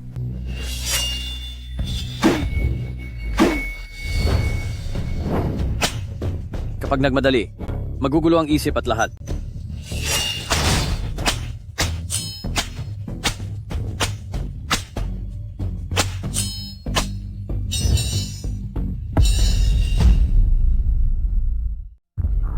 Tingnan mo, ito ang nangyayari sa nagmamadali. Hindi mo man lang mahawakan ang sandata mo. Palo sa puwit para parusahan.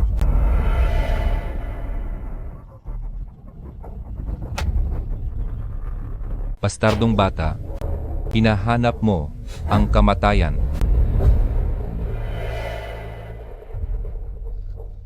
Ako, hindi pa kailanman nakaranas ng ganitong kahihiyan. Kung hindi kita papatayin ngayon, hindi mawawala ang galit sa puso ko. Ingat ka, Chen Xiaohu. Dapat nang matapos ito. Maglakas loob kang pumikit sa harap ko.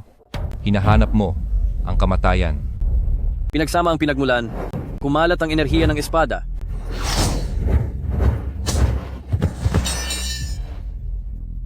Magaling. Magaling, magaling. Munting bata, ano iyon kanina? Ang talunan ay hindi karapat-dapat malaman.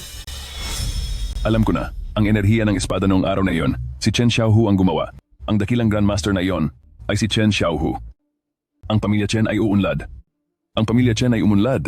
Ha ha ha ha. Lolo, ibig mong sabihin, si Chen Xiaohu ang dakilang Grandmaster na nagtatago sa pamilya Chen? Chen Xiaohu, napakahusay mo talaga. Commander 2, talo ka.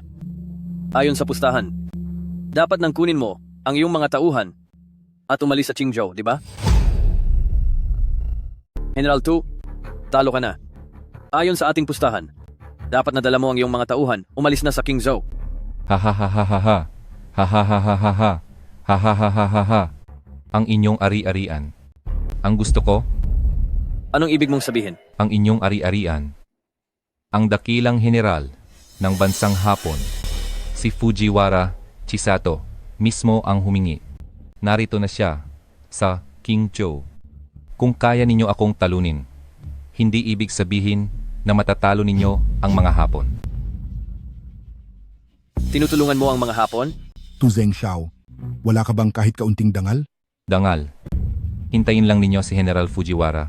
Kapag naubos na niya kayo, ibibigay niya sa akin ang pagiging Panginoon ng Qingzhou. Sa panahong iyon, kung sino ang sasabihin kong may dangal, siya ang magkakaroon ng dangal.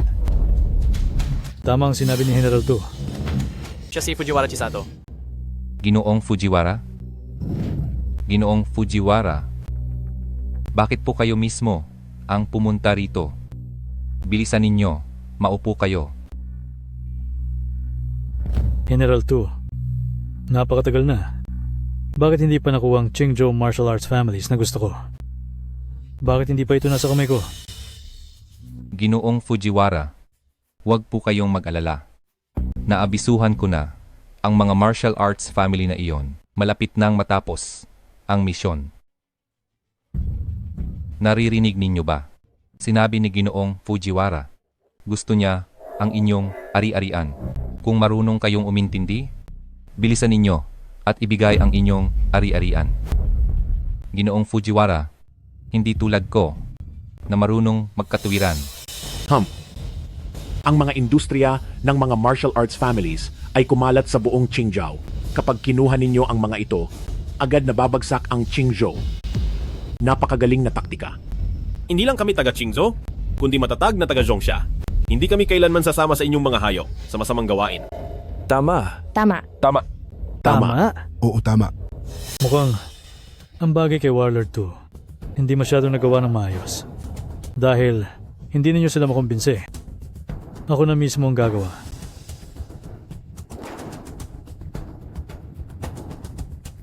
Kayong mga pinuno ng martial arts family sa Qingzhou, bibigyan ko kayo ng isang pagkakataon ngayon. Sumumpa ng katapatan sa aming Japan. O kaya, papatayin ko kayo at saka kayo susumpa ng katapatan sa Japan. Binibigyan ko kayo ng isang pagkakataon ngayon. Sumumpa ng katapatan sa aming Japan. Oo, mamamatay sa kamay ko. Tapos susumpa pa rin ng katapatan sa Japan. Mga Japanese dog, nananaginip ka lang. Gusto nyo bang maging katulad kami ni Tu Zhengxiao at maging aso nyo? Hindi yan mangyayari sa buhay na to. Wala kayong alam? Akala nyo ba, bakit naglakas loob si Mr. Fujiwara na pumunta sa Qingzhou? Sasabihin ko sa inyo ang totoo. Sa likod ni Mr. Fujiwara ay isang immortal na hindi nyo maiisip sa buong buhay nyo. Sa mundong ito, talaga bang may immortal na umiiral? Tu Zhengxiao, anong pinagsasabi mo? Sa mundong ito, paanong magkakaroon ng immortal? Oo nga. Kung gusto nyo kaming lokohin, maghanda naman kayo ng mas kapani-paniwala. Kayo mga Zhongsha, talagang napakawalang muwang. At makitid ang pag-iisip. Mga Japanese dog, anong sabi mo? Papatayin kita. Naglakas loob pa kayong lumaban sa akin? Akala nyo ba nagbibiro lang ako sa inyo? Mga Japanese? Anong silbi ng pagbabanta gamit ang baril? Kung matapang kayo, maglaban tayo sa ring para malaman ang panalo o talo. Lumaban sa ring laban sa aming Japanese samurai. Karapat dapat ba kayo? Mr.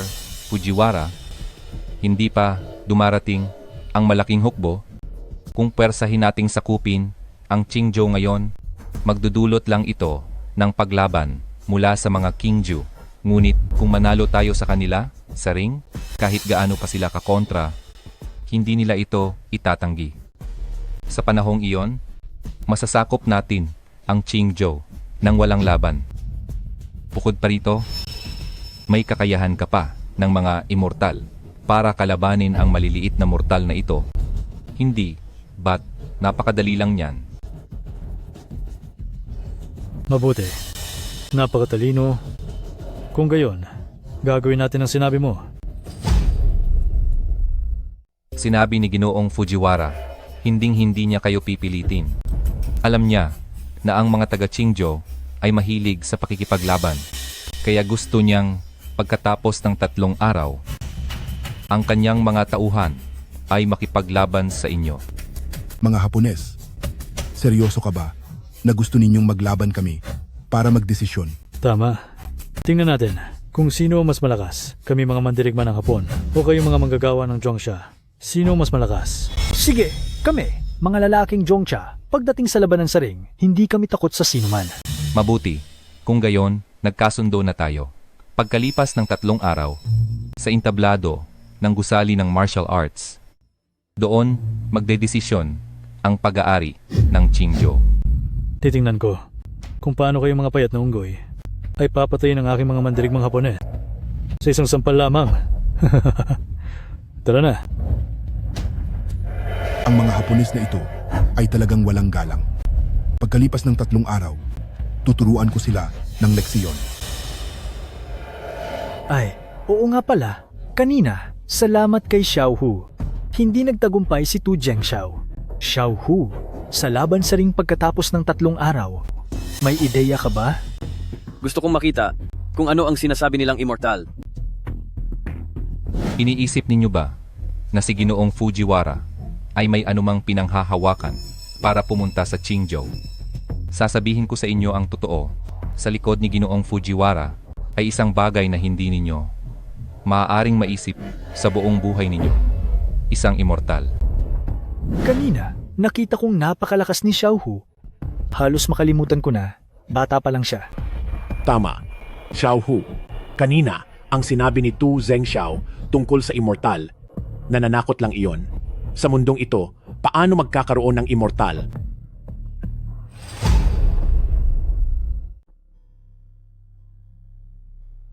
Si Tu Dashuai, ang immortal, ay nasa loob nitong lihim na silid. Pagkakita mo sa kanya, siguraduhin mong maging maingat sa iyong salita at kilos.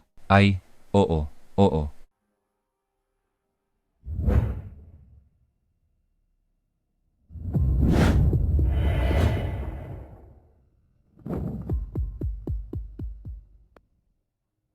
Ang ganitong uri ng pamamaraan, tunay na karapat-dapat sa isang immortal. Hindi ba't sinabi ko?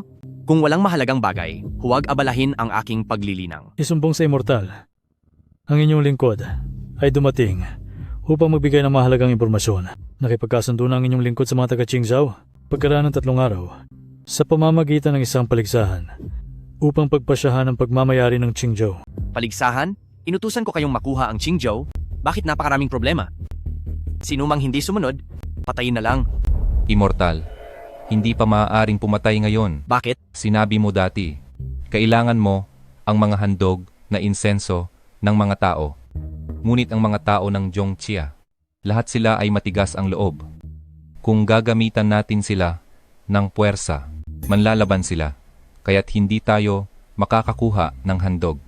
Ngunit kung papatayin natin silang lahat, wala tayong makukuha. Baligtad ang mangyayari. Problema. Sige na. Ipaubaya ko na ito sa inyo. Bibigyan ko kayo ng isa pang pagpapala.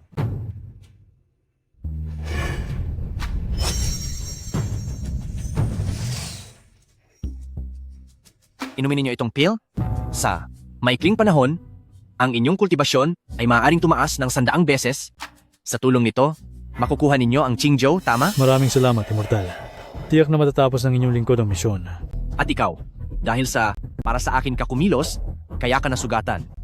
Ipapasa ko sa iyo ang kaunting makalangit na enerhiya upang palakasin ang iyong katawan.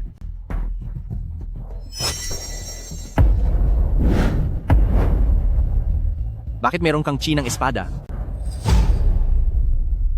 Bakit may ki ng espada sa katawan mo? Ki ng espada. Hindi kaya ang batang iyon?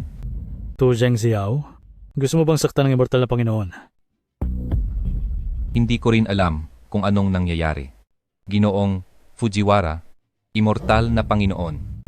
Dapat maniwala kayo sa akin. Bagayaro, hindi ka pa rin umamin. Papatayin kita. Wala pa siyang kakayahang gumamit ng ki ng espada. Hindi niya kasalanan.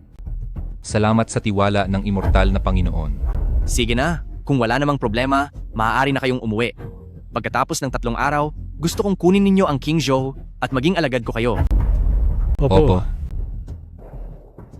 Immortal na Panginoon. Ang ki ng espadang ito? Bakit pamilyar ang aura? Siya kaya?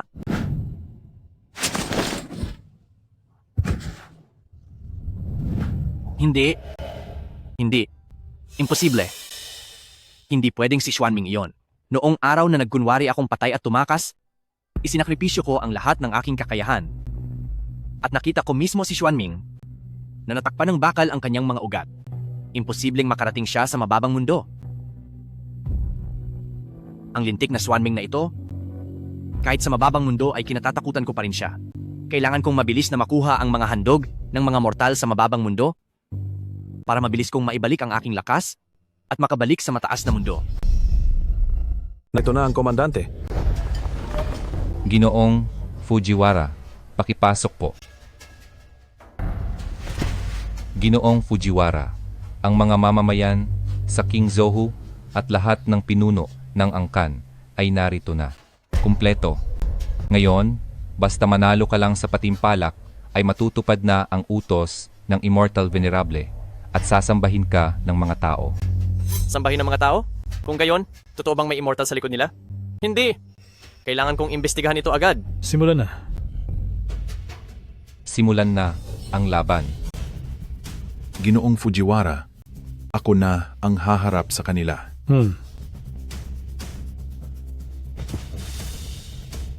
Mga kasama, ako muna ang didiskarte para pabagsakin sila para malaman nila na ang mga Chino ay hindi basta-basta pinagsasamantalahan. Pinuno ng Angkan Jiao, maging maingat ka. Alamin mo muna ang galaw ng kalaban bago lumaban.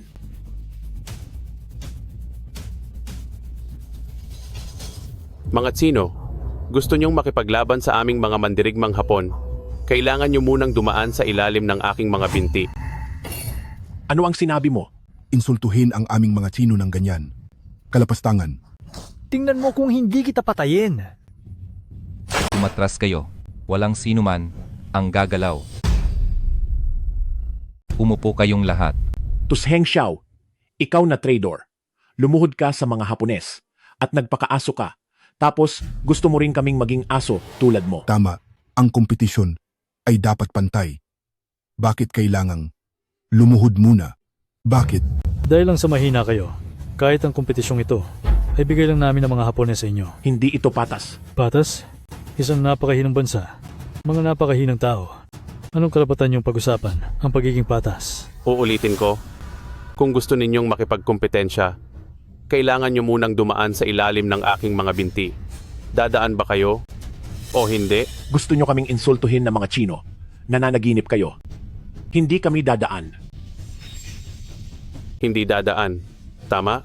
Sige, dahil walang umakyat sa entablado, ibig sabihin ay kami na mga Hapones ang panalo. Uulitin ko, dadaan o hindi? Kailangan lumuhod para makipaglaban? Ang mga Hapon na ito, sobrang sumusobra na. Pinuno ng pamilya Zhao. Huwag kayong dumaan. Kung dadaan kayo, masisira ang gulugod ng mga Chino nating mandirigma. Oo. Pinuno ng pamilya, Zhao, gusto lang nila tayong insultuhin.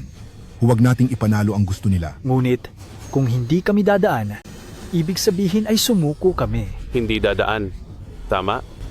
Kung gayon, pagkatapos ng 10 segundo, ipapahayag namin ang inyong pagkatalo. 10, 9, 8, 7. Tama na. Dadaan ako. Kung gayon, simulan na natin kaagad. Pinuno ng pamilya Zhao, hindi kayo pwedeng dumaan. Pinuno ng pamilya Zhao.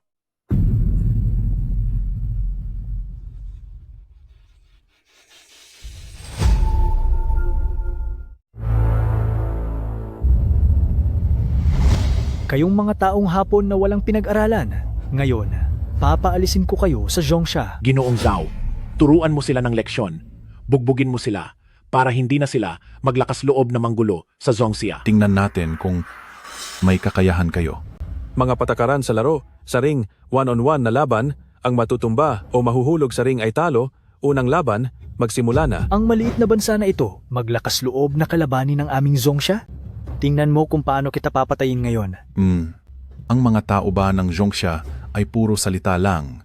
Kung matapang kayo, ipakita ninyo ang tunay ninyong galing. Sige, ipapakita ko sa iyo kung ano ang mandirigma ng Zhongsha. Mukhang hindi kumain si Ginoong Zhao. O baka naman ang mga taga-Zhongsha ay hindi na makakain, walang lakas. Hinahanap mo ang iyong kamatayan. Ito. Sinuntok ko siya, pero bakit walang epekto? Tao pa ba siya? Bago kami dumating, ang kamahalan ng immortal, pinalakas ang pangangatawan ng aking general. Ngayon ang kanilang lakas para labanan ng ilang maliliit na taga-Zhongsha. Madali lang. Si Ginoong Fujiwara ay talaga namang may malalim na pananaw. Ang pagkakaroon ng Qingzhou ay kasing dali ng pagkuha ng isang bagay mula sa bulsa. Ang taong ito, hindi tama. Maliit na ho. May napansin ka ba? May nakita ako, pero hindi pa ako sigurado. Ang taong ito, may aura ng naglilinang ng immortalidad. Naglilinang ng immortalidad? Mayroon ba talagang naglilinang ng immortalidad sa mundong ito?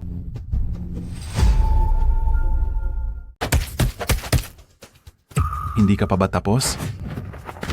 Zhao family head. Ganito lang ang kakayahan mo. Karapat dapat ka bang labanan ako? Hapon, laban pa ba ito para sa iyo? Pinagpipilian mo na ang Zhao family head ng ganito. Naglalaro lang ako. Sino ang mag-aakalang mahina siya? Kung susunod, ang mga sasalang ay ganito pa rin. Kung gayon, nakakainip na. Ikaw, sobrang hambog mo. Hindi mo man lang nakayanan ang isang suntok. Ano ang karapatan mo para labanan ako? Ako na. Walang kwentang Hapon. Babayaran mo ang iyong mga utang sa dugo. Ang sining ng pakikipaglaban ng Zhongsha, hindi ka pansin-pansin. Hambog. Humingi ka ng gulo. Mamatay ka na rin.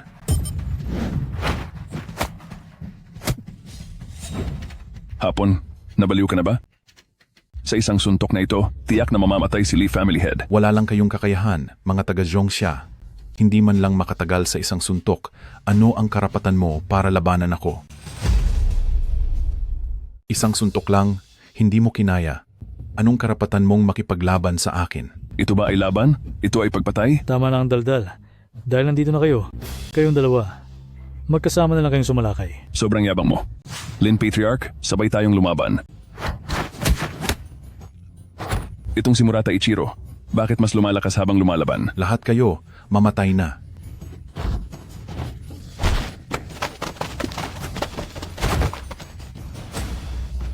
Xiao Hu, ang matandang ito, napahiya, ang dangal ng Zhongxia. Hindi nyo kasalanan. Itong hapon, pinatatag ng divine power. Hindi nyo sila kayang talunin. Natural lang iyon. Divine power? Ibig mong sabihin, may mga Diyos na tumutulong sa kanila? May iba pa ba na gustong umakyat sa entablado para mamatay? Ilang patriarch ng mga martial arts family, natalo lahat niya. Sino pa ang kayang lumaban? Itong hapon, bakit napakalakas? Magaling si Mr. Murata. Tunay na aming Japanese samurai.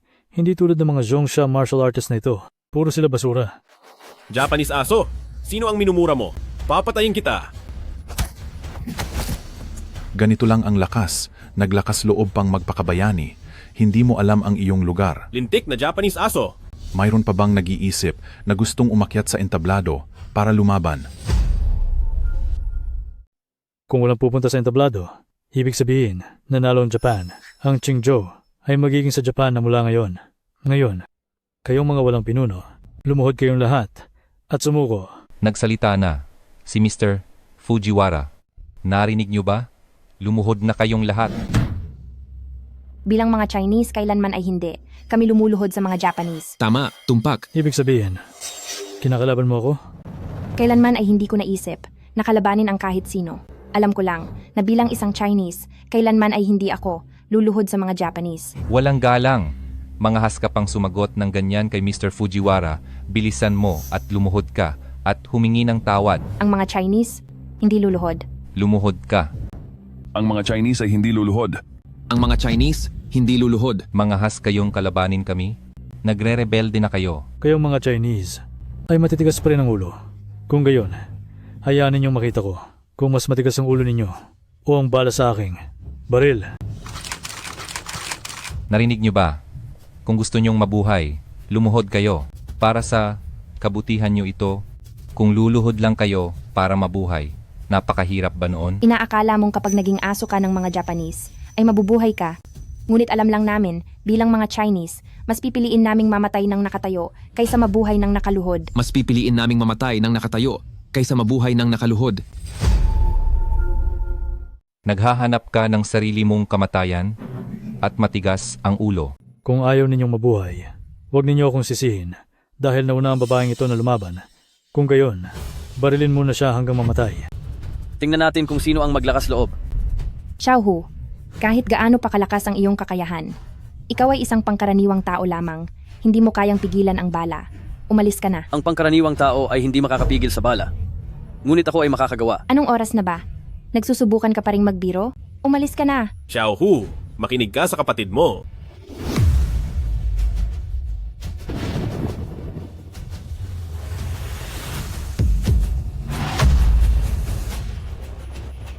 Isa pang itim na bakal. Ang Xiao Hu na ito, gaano pa karaming itim na bakal ang nasa kanya?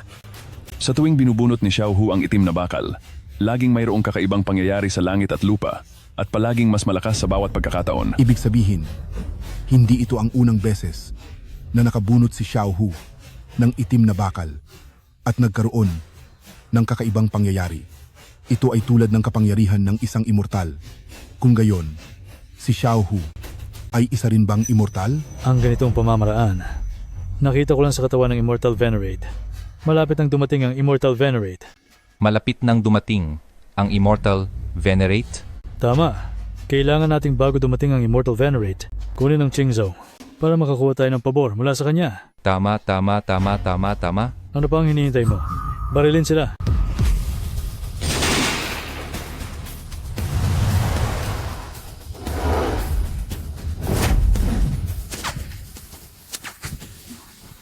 Sino yan? Sino yan? Sino bang gumawa nito? Si Xiaohu.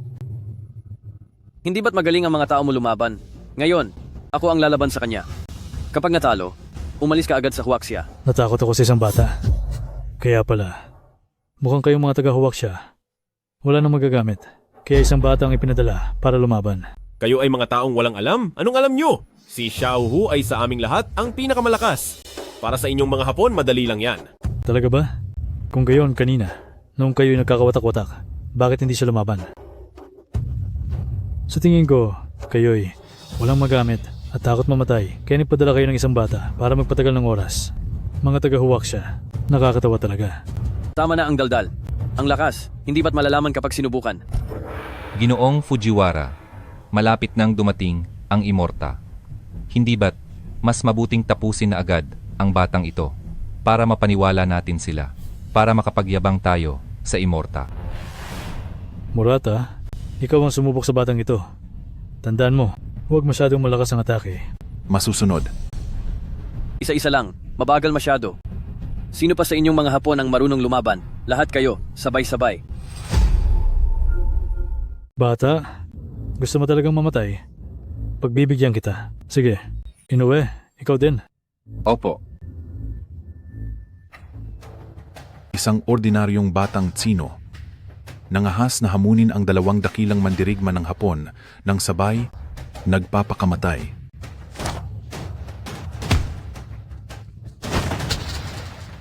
Magaling, mahusay. Mahusay, Xiaohu. Mahusay, Xiaohu. Ex-Xiaohu, bigyan ng matinding leksyon ang mga bastos na asong Hapon na ito.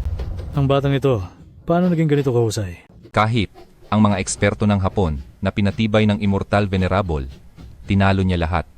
Tila, dati ay minamaliit ko ang batang ito. Ikaw na. Maliit na bata. Makikipaglaban ako sa iyo gamit ang armas. Ilabas mo ang armas mo.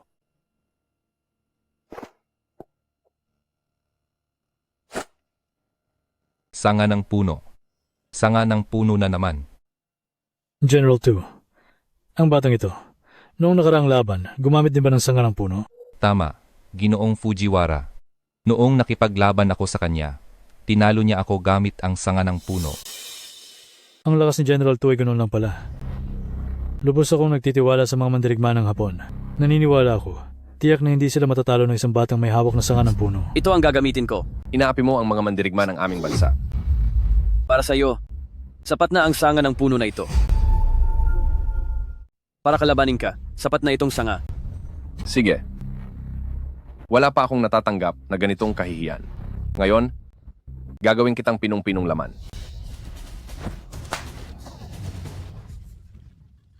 Paano mo nagawang sampalin ang aking puwit? Kahit ang aking ina ay hindi pa ako sinampal ng ganoon. Kung gayon, ako na ang bahala sa tatay mo para turuan ka ng leksyon. Inoue, bakit pati kutsilyo hindi mo mahawakan na maayos?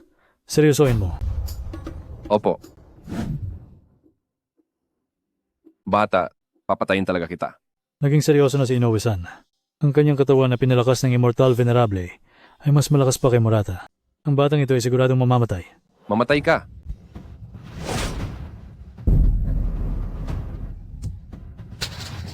Panalo. Ang galing ni Xiaohu. Ikaw na. Bata, napakayabang mo. Bata, talaga bang gusto mo makipaglaban sa akin? Fujiwara Sensei, huwag po kayong padalos-dalos. Mukhang hindi ordinaryo ang batang ito. Hindi ordinaryo siya? Kung gayon, ordinaryo na ba ako?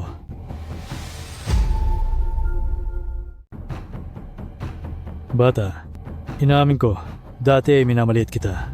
Ngayon, hindi na talaga ako magpapatalo. Huwag kang mag-alala, ako rin. Mamatay ka.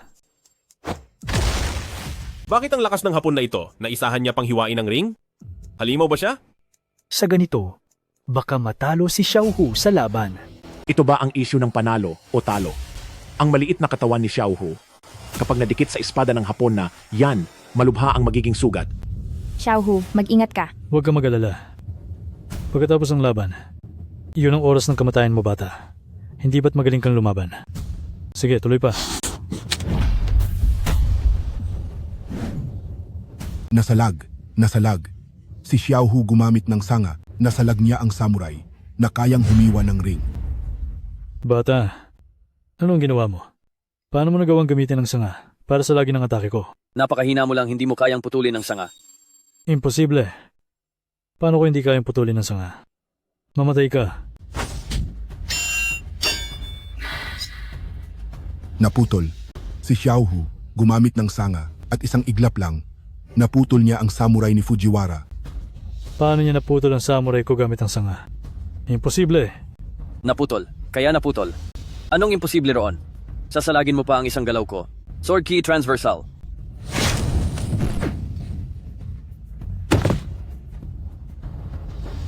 Natalo ka. Natalo ka. Magaling.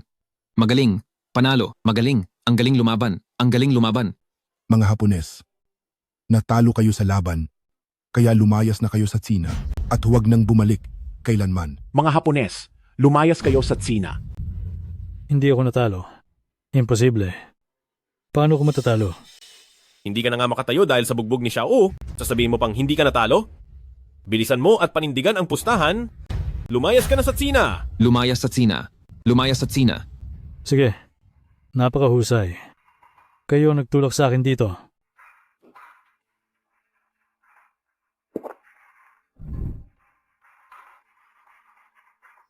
Anong nangyayari? Kanina lang ay hindi pa makatayo si Fujiwara Senri. Paano gumaling ng ganito kabilis ang kanyang sugat? Si Ginoong Fujiwara ay uminom ng immortal na pildoras. Tumaas ng daan-daang beses ang kanyang kapangyarihan.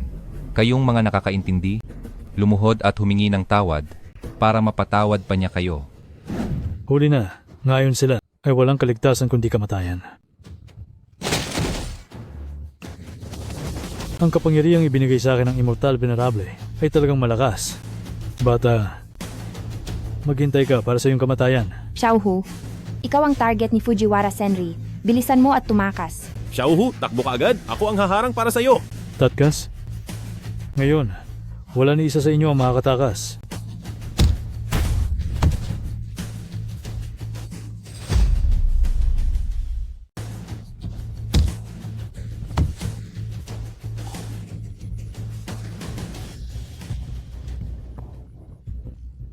Ginoong Fujiwara, ayos ka lang ba? Sino ka ba talaga? Paano naging ganito kakalakas? Isang disipulo ng pamilya Chen ng Qingzhou, si Chen Tiaihu. Imposible. Napakalakas na kapangyarihang ibinigay sa akin ng Immortal Venerable. Paano ako matatalo ng isang ordinaryong mortal? Ang pagkapanalo at pagkatalo ay nakita ng lahat. Hindi mo siguro aaminin, tama? Tama. Kayong mga Hapon ba ay walang anumang kredibilidad? Natalo ako. Mabuti. Napakabuti. Xiaohu, napakagaling mo. Xiaohu, dahil sa iyo, ang Qingzhou ay nakaligtas sa kapahamakan. Oo nga. Dahil kay Xiaohu, ikaw ang nagprotekta sa aming tahanan. Fujiwara Chisato, kahit ang haliging bato ay kaya niyang sirain sa isang suntok. Si Xiaohu ay kayang talunin ang ganitong klasing halimaw. Si Xiaohu ay tunay na walang kalaban-laban. Tingnan ninyo, may dumarating mula sa itaas. Anong nangyayari? Ito? Hindi ako nagkamali, tama? Paanong may taong lumilipad mula sa itaas? Ito ba ang sinasabing immortal? Paanong may immortal sa mundong ito? Ginoong Fujiwara, dumating na ang Immortal Venerable. Siyang Immortal Venerable. Sa wakas, dumating na siya. Immortal Venerable? Akala ninyo, bakit may lakas ng loob si Ginoong Fujiwara na pumunta sa Qingzhou? Sasabihin ko sa inyo ang totoo. Sa likod ni Ginoong Fujiwara ay ang immortal na hindi ninyo maisip kahit kailan sa buhay ninyo. Totoo ba ang sinasabi nilang immortal?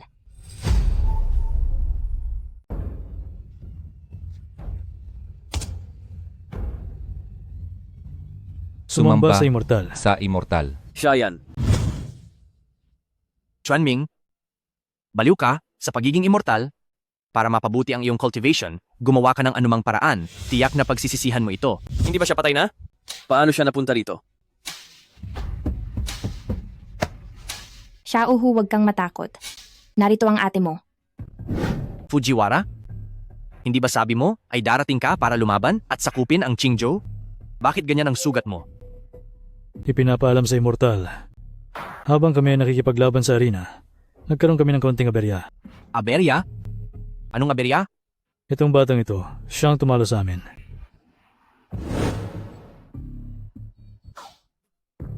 Sinasabi mo, tinalo ka ng batang ito? Nagloloko ka ba? Walang silbi, puro kapahamakan ang dala. Sige, ako na ang bahala rito. Mahal na immortal? Ano po ang inyong pakay sa aming Qingzhou? Bumaba ako sa mundo na ito para sa incense at kapalaran, natural lang.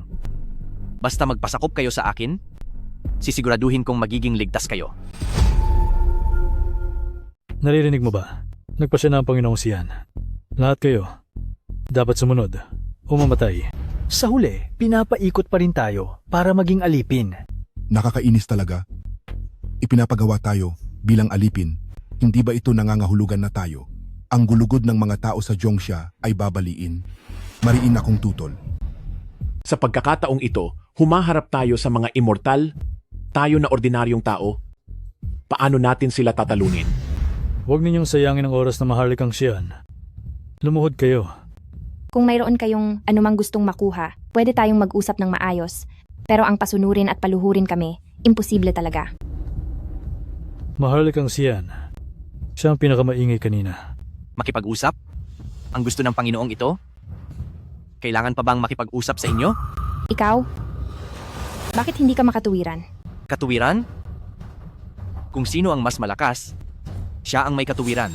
At sa harap ng Panginoong ito, nagtangkang hindi igalang ang Panginoong ito. Hindi ba ito nangangahulugang hindi ninyo ako iginagalang?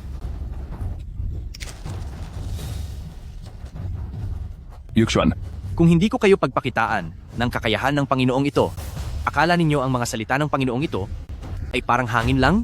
Mamatay kayo. Ang mga bagay sa aming mundo, hindi ninyo kayang kontrolin. Ang mga nangyayari dito sa ibabang mundo namin, hindi kayo tagalangit ang pwedeng makialam. Na kaya mong pigilan ang mahika ko? Batang uhugin ka? Sino ka ba? Tagapagmana ng Angkang Chen, si Chen Tiahu. Si Chen Tiahu, tama? Gusto mo bang ikaw ang unang sumuong, ha? Sige, pagbibigyan kita. Xiaohu, umalis ka na, bilis. Immortal siya. Walang sinuman ang kayang tumalo sa kanya. Xiaohu, noon lagi kang lumalaban para sa amin. Ngayon kami naman ang poprotekta sa iyo. Tama. Si Xiaohu, para sa Qingzu, para sa ating lahat, ang dami niyang ginawa. Kaya oras na para kaming, mga gurang na to, ang magpakabayani. Xiaohu, sa susunod na buhay, siguradong magiging isang pamilya tayo. Alam nyo nang mamamatay kayo, pero pinipili nyo pa ring protektahan ako. Bakit? Dahil pamilya tayo magpakailanman. Pamilya. Dati hinayaan ko ang mga mahal ko. At hinabol ko lang ang ganap na kapangyarihan. Pero habang mas malalim ang aking pagkahumaling, lalo ko lang itong hindi maunawaan.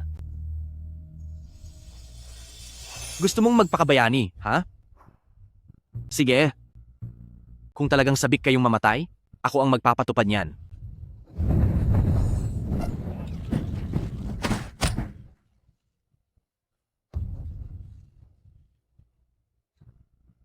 Ang tigas ng mga buto nyo, sinasabihan ko kayo, sa huling pagkakataon, lumayo kayong lahat. Kahit ikapahamak ko pa, hindi ko hahayaang saktan niyo si Xiaohu. Ayos. Malapit ka nang maging mapalad. Dahil ikaw, pagkababa ko rito, ang unang papatayin ko.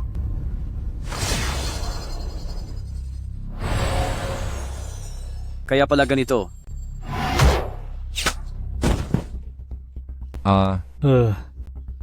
Bakal na pangselyo ng ugat? Hindi kaya. Ikaw si Xuanming? Feng Mai Xuantie? Ikaw ba si Xuanming? Xiaohu. Ate, ipaubaya mo sa akin. Feng Mai Xuantie? Ikaw ba si Xuanming? Hindi. Imposible. Anong imposibleng mangyari? Ikaw naman, hindi ko inaasahan na magpapanggap kang patay para makatakas at nambubuli pa rito sa mundong ito. Xiaohu, anong sinasabi mo? At sino naman si Xuanming? Ate, kapag natapos ko na ito, ipapaliwanag ko ang lahat sa'yo. Ikaw ba talaga si Xuanming? Nakalaban mo na ako. Hindi mo na ba nakikilala ang mga galaw ko? Ikaw, Xuanming? Bakit ka narito? Kahit narito ka, ano ngayon? Ngayon, isa ka lang bata. Iniisip mo bang ikaw pa rin ang Xuanming na namuno sa buong mundo noon? Salag.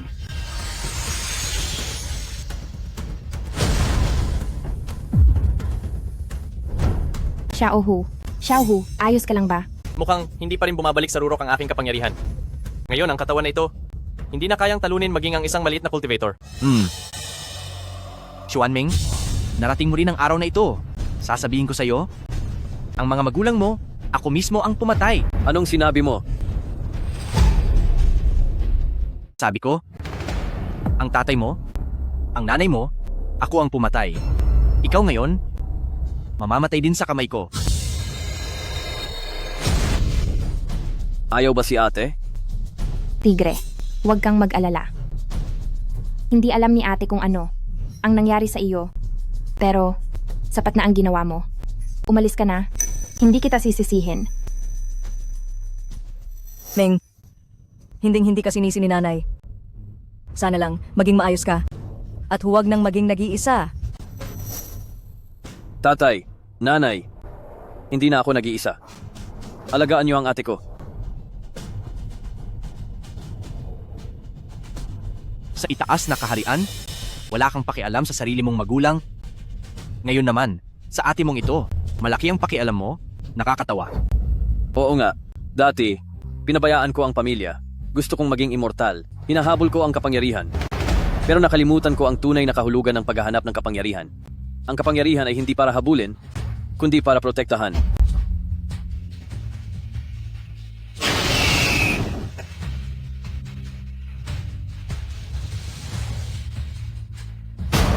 Ganun pala. Kumikinang ang banal na liwanag. Nagsasama ang Dragon at Phoenix. Xuan Ming, ikaw, naging immortal ka? Hindi na mahalaga. Ngayon, gusto ko lang protektahan ang pamilya ko. Xuan Ming? Xuan Ming, ako, nagkamali ako. Nagmamakaawa ako, iligtas mo ang buhay ko. Pakiusap. Lahat ng naghahangad sa aking pamilya, mamamatay. Ang mga kaluluwa ng iyong magulang nasa akin pa. Kung papatay mo ako, hindi na sila magkakaroon pa ng pagkakataong mabuhay muli. Ano ang sinasabi mo? Ang mga kaluluwa ng iyong mga magulang ay hawak ko pa. Kapag pinatay mo ako, hindi na sila kailanman makakabalik sa buhay. Anong sinasabi mo? Noong namatay ang iyong mga magulang, ginamit ko ang lihim na sining para ang kanilang mga kaluluwa ay ikulong sa loob ng garapong ito.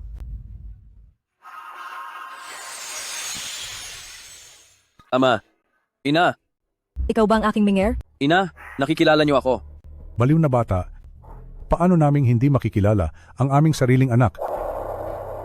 Ama, ina, kasalanan ko.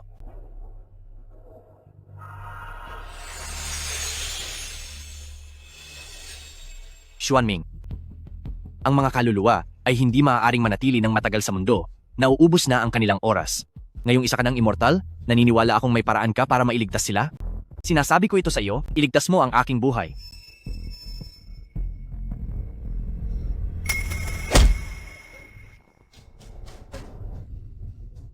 Pinawalang bisa mo ang aking kapangyarihan. Nang bumaba ka sa mas mababang mundo, gumawa ka ng masama at nagdulot ng kapahamakan sa bansa at sa mga tao. Maaaring hindi ka mapatay, ngunit hindi ka makakaiwas sa kaparusahan. Ang pagpawalang bisa ng iyong kapangyarihan ay upang magsilbing babala. Xiao, Hindi ako si Xiao Hu. Ang tunay na Xiao Hu. Malapit na siyang bumalik para hanapin ka.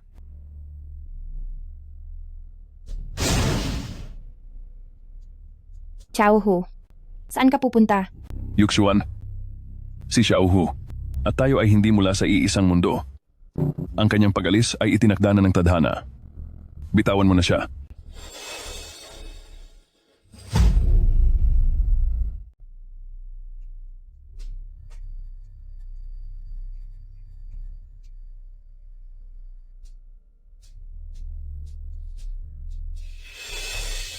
Mingher?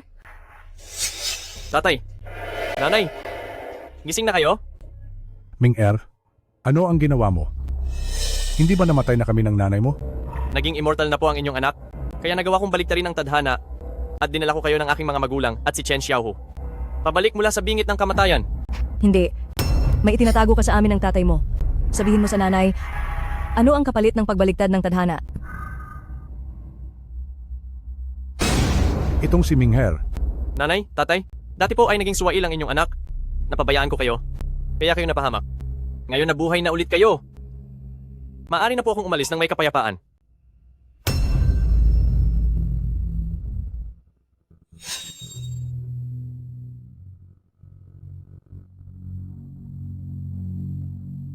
Si Chen Tiehu, siya ang naging tagapagligtas ng inyong anak. Kapag siya ay nagising, pakiusapan ko kayong mga magulang. Dalhin siya at ang liham na ito sa pamilya Chen at ibigay sa kanyang ate na si Chen Yuxuan. Sa ganitong paraan, matutupad na ang lahat ng nais ng inyong anak. Mingher, bakit ka ba ganyang kamanhid?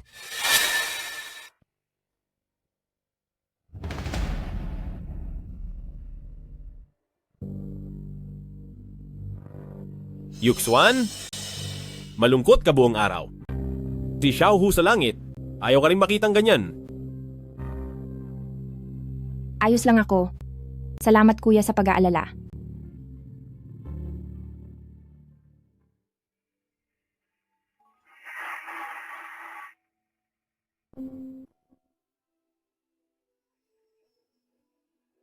Xiaohu. Buong araw nilang sinasabi. Wala ka na at dapat na kitang kalimutan. Pero, paano ka makakalimutan ng ate mo? Ate, Sino yan? Xiaohu? Tigre.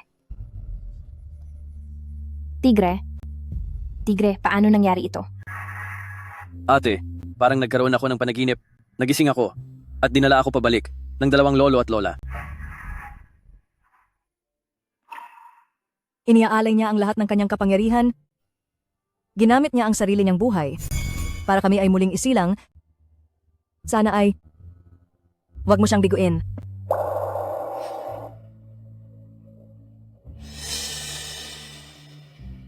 Ate, sa loob ng maraming taon, salamat sa pag-aalaga.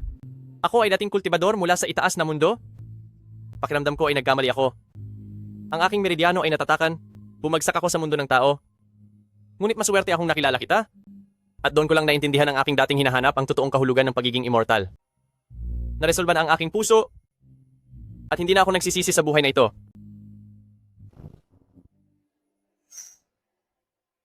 Ginoo at Ginang. Dahil kayo ang kanyang mga magulang, kayo rin ang aking mga magulang. Kayo ay manatili na lamang sa tahanan ng Chen.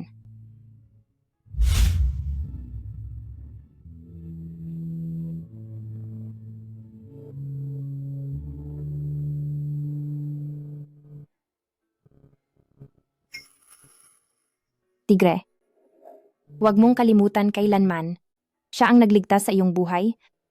Kung wala siya, wala ka ngayon. Napakagaling binibini. Mayroong isang bata sa labas. Sinabing ang pangalan niya ay Chen Tihu. At sinabi rin na ang kanyang mga magulang at ate ay narito. At saka, siya at ang batang Ginoo, noong bata pa sila ay magkamukhang magkamukha. Tigre, Nanay, tatay, ate, matagal na tayong hindi nagkita.